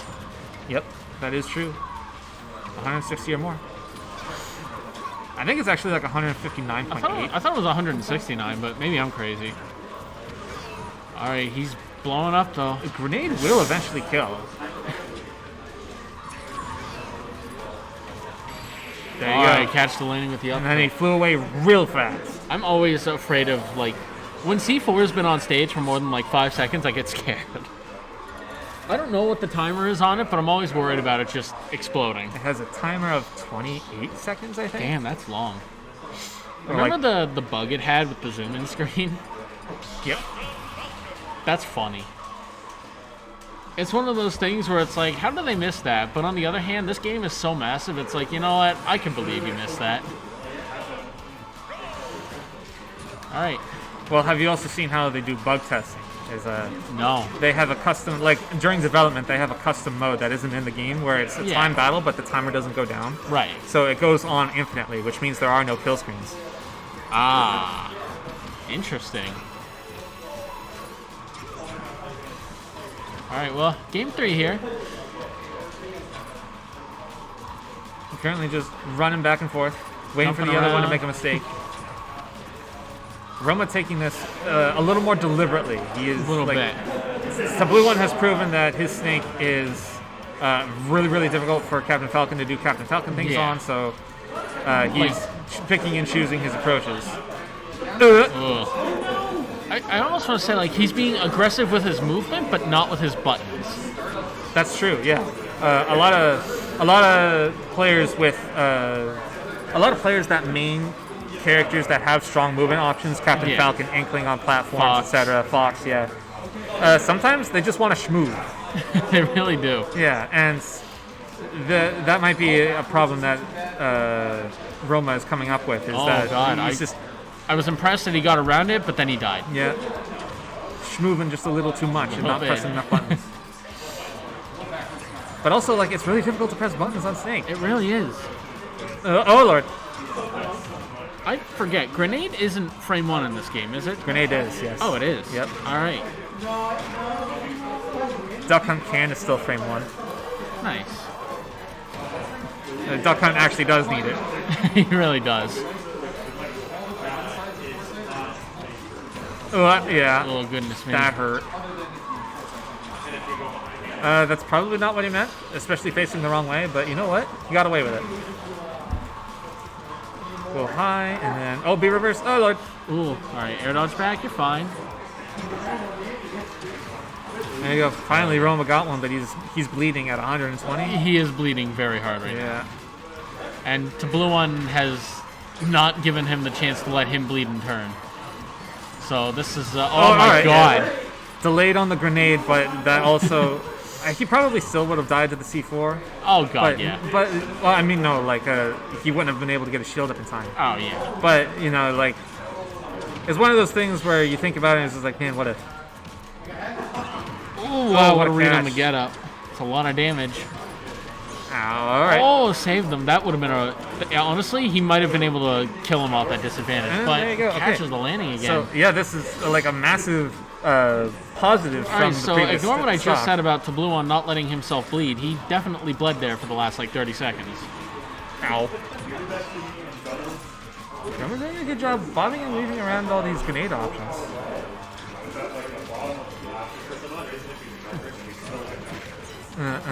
Boom Boom 15.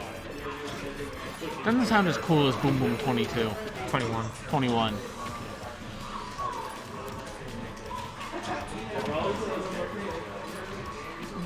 Roma doing a good job putting Snake on the platforms and then just pressuring his platform. Oh, yeah. Oh, my goodness. And then just pressuring the platforms. But unfortunately, like, it's really difficult to catch up against Snake. It is really hard, yeah. Okay, my turn. Alright, it's your turn. Best of luck. Alright. Well, my co-commentator is kind of really fucking sick at this game, so I'm going solo here for this grand finals here, chat. 0-0. Croy. Croix. I could put an X and make it croix, which is the French word for cross.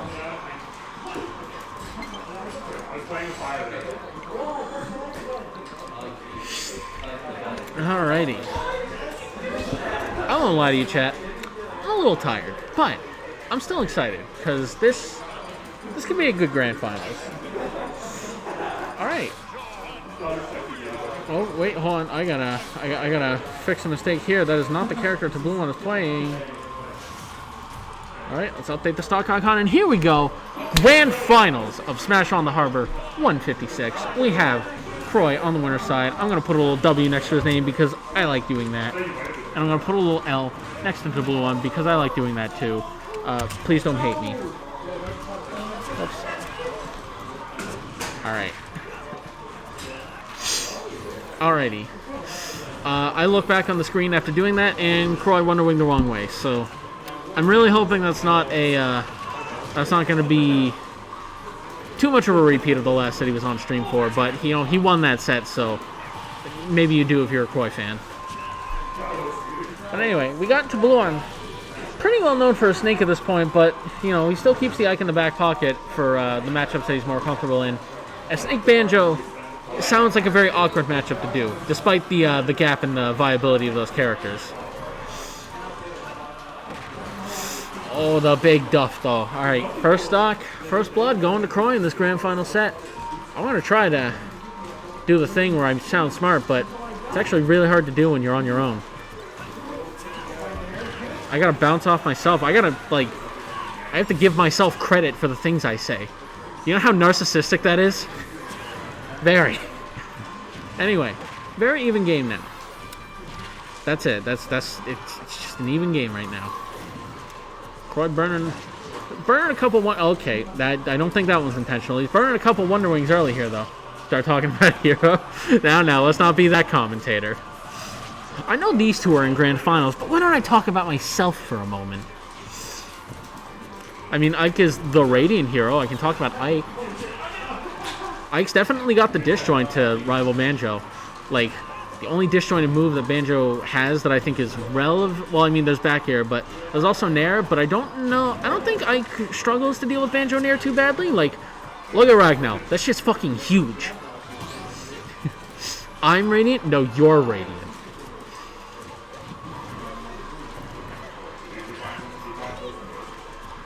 Croy is being much more aggressive than I feel like he usually is. I said it a lot in his other sets, but there are a lot of moments where, you sit under a platform and shit a grenade.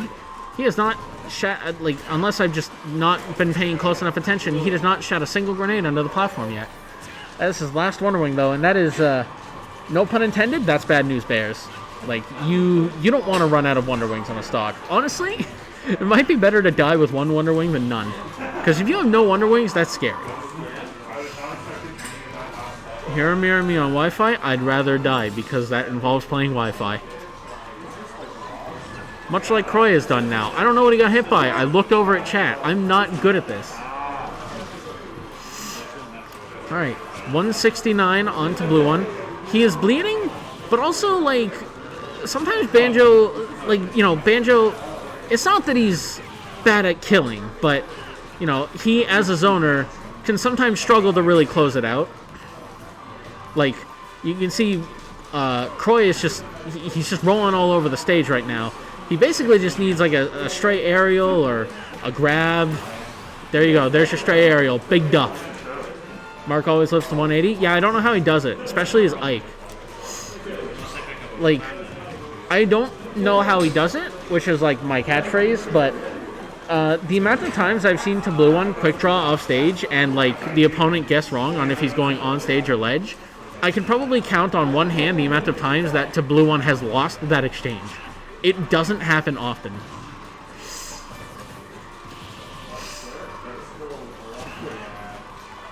Alright. The game is once again very even. Oh, goodness. Alright, I kind of like the run-up down smash, but I also don't know if it was fast enough, and he got snuffed out by the grenade, so it's kind of a double negative there. I just realized grenade has like little after images when it's flying. That's really distracting now that I notice it.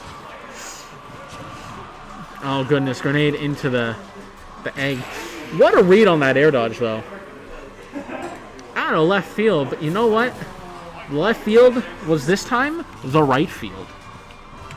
Thank you, ladies and gentlemen. I'll be here for about the next 30 minutes or however long the set takes. To Blue One taking the first game though, that's hype. We are 2 games closer to a reset now. And a reset's always hype. Alright. I have a feeling we're going to see... this is probably just going to be like... This is going to be many games of Pokemon Stadium 2 featuring Ike and Banjo. Unless Blue One gets, like, particularly hard dummied for, like, a stock, I don't see him switching off Ike. He tried out a couple characters in the winter side. The Ike did the best, and no, He took game 1, so he's got the results to prove it. Oh, catches the landing down there with the Wonder Wing. Catches the quick draw with the second Wonder Wing. Good lord. All right, that is extremely early for Croy. Oh my god, you stood outside that, man. Now, I know what you're thinking. 100% is not early. It is when you're Banjo, like, against Ike, especially to Blue One's Ike, who, like we said, just doesn't fucking die. Like, what a forward smash. I don't even know how he finds these things, man. Like, it's insane. Reading books I've never even heard of. But anyway, 100% for Croy is really good. Unfortunately, to Blue One with a hard read is very close to just evening it up now, as if it didn't even happen.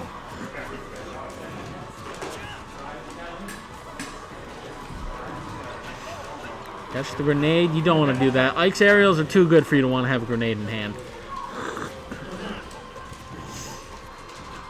Alright. Croy just kind of shitting grenades at him. And that catches the Wonder Wing with the forward tilt. Alright, stuffing him out with these retreating forward airs. How does... Okay. I didn't say it in the winner set, because I didn't really get a chance to, but in the winner set, to Blue One was not going for eruption edge guards against Croy. And the reason I figured for that, nice up tilt, was that if Croy sees to Blue One charging an eruption, you just press Wonder Wing and you win. So it's interesting to see to Blue One try to go for it now when, you know, nothing's really changed in that regard. He had the Wonder Wings, he went for a Wonder Wing because, you know, you get through for free.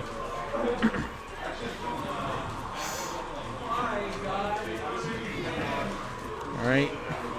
The positions here are suddenly switching. Croy's the one at ledge. To Blue One's the one well, he's the one on stage at ledge, I should say. Another hard read with an up smash. Oh, the egg popped him out of the Wonder Wing.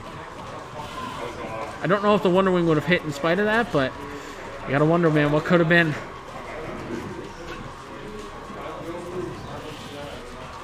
Drag down there into the rat-a-tat. Has to Blue One get out of the corner there. Aether, yep, that'll do her. The buffs were very kind to that move. They didn't make it work consistently, but at least now it kills it like 100. So now last stock apiece. To Blue One bleeding a pretty decent amount right now. But of course, as has been mentioned, to Blue One is really good at not dying. And as long as he can not die while killing Croy, this is still very much doable. Okay. Grenade trades are not great if you're to Blue One right now. Nice quick draw. Very aggressive with these quick draws right now. They're getting him a little bit of damage. But he gets caught landing with the big duff. And that'll be game 2. Going to Croy.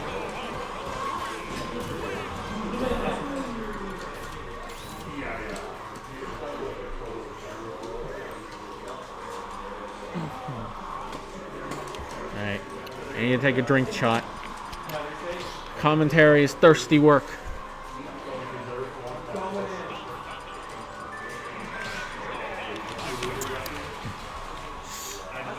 Alright. No character changes. Not surprising. He didn't lose that hard, so no reason to start doubting the Ike now. Going to Smashville. It's the counter pick by Blue One.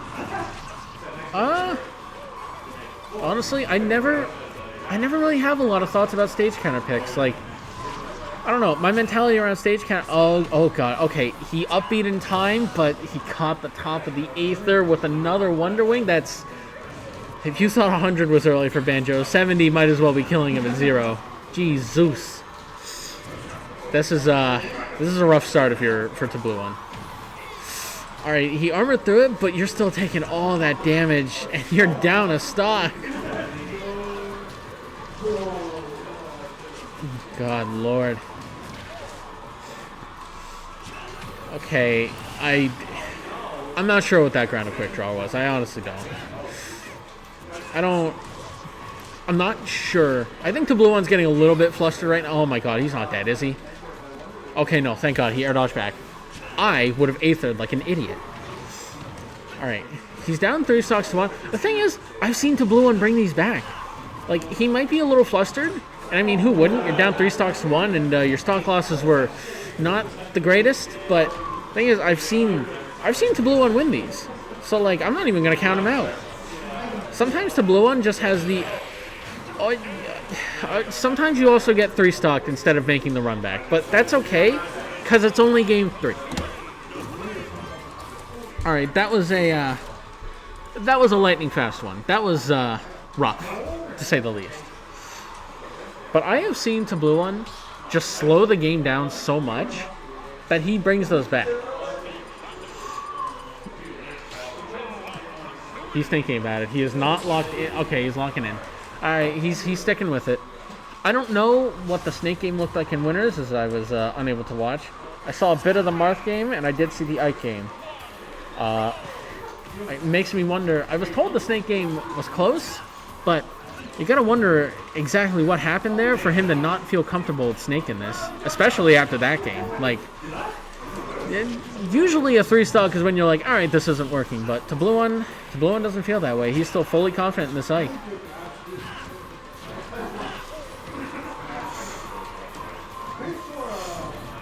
God, Grenade is so good at just covering Banjo when he's coming from anywhere. Stands under a platform, covers his neutral. Coming off ledge, covers his disadvantage.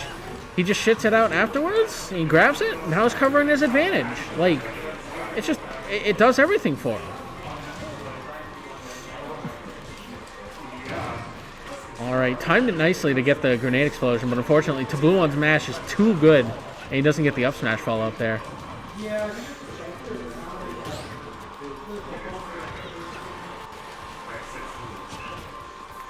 That was a very brave quick draw on stage, but thankfully he only takes an egg for his troubles. Now let's see how he gets down here. Parry back throw, not going to do it center stage. I'm surprised he didn't down throw there.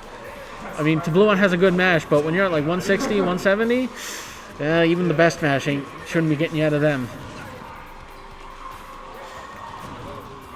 So this is a bit about what Croy was talking about earlier during the Tableau One Roma set. Nice catch on that up air off stage. The thing is, Banjo wants to just sit and shit grenades at you, maybe throw a couple eggs or something, but Tableau One's at 200. Grenade's not going to kill. You got to go in and make something happen. And Banjo's going in, it's not the greatest going in tools. Especially not to contest with Ike, who has a, I cannot stress enough, massive sword. Like, holy cannoli. Alright, back air will finally do it at 215. Didn't even look like he was guaranteed to die there. Well, despite how long it took for Croy to get that stock, this game is very even, and that is a heartbreaking SD there. I really hope that's not flustering him right now. Like I said, I've seen Tableau One win 3 to 1. He can absolutely take a 2 to 1.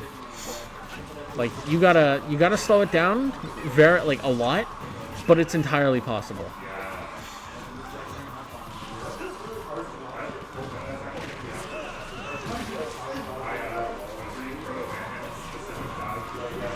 Alright. Croy just kind of setting up his formation. Grenade under the platform. Yep. Stuffs out the dash attack, and he gets a big duff trade. God, no trades are good right now if you're Tableau One, but if he gets Croy above him or off stage, like, that's where the big plays can happen. Ike is extremely scary to be below now that with the new up air and ultimate. Before, Ike's up air was this weird, awkward helicopter swing of a move, but now it's this big ol' swipe, and now Tableau One is bleeding profusely, and I think that's it. That's it. That's not how you want to see it go, but it happens. Yeah, Tableau One, not pleased with it, but, you know, can't blame him. But good stuff to both players regardless, and that is Croy taking Smash on the Harbor 150.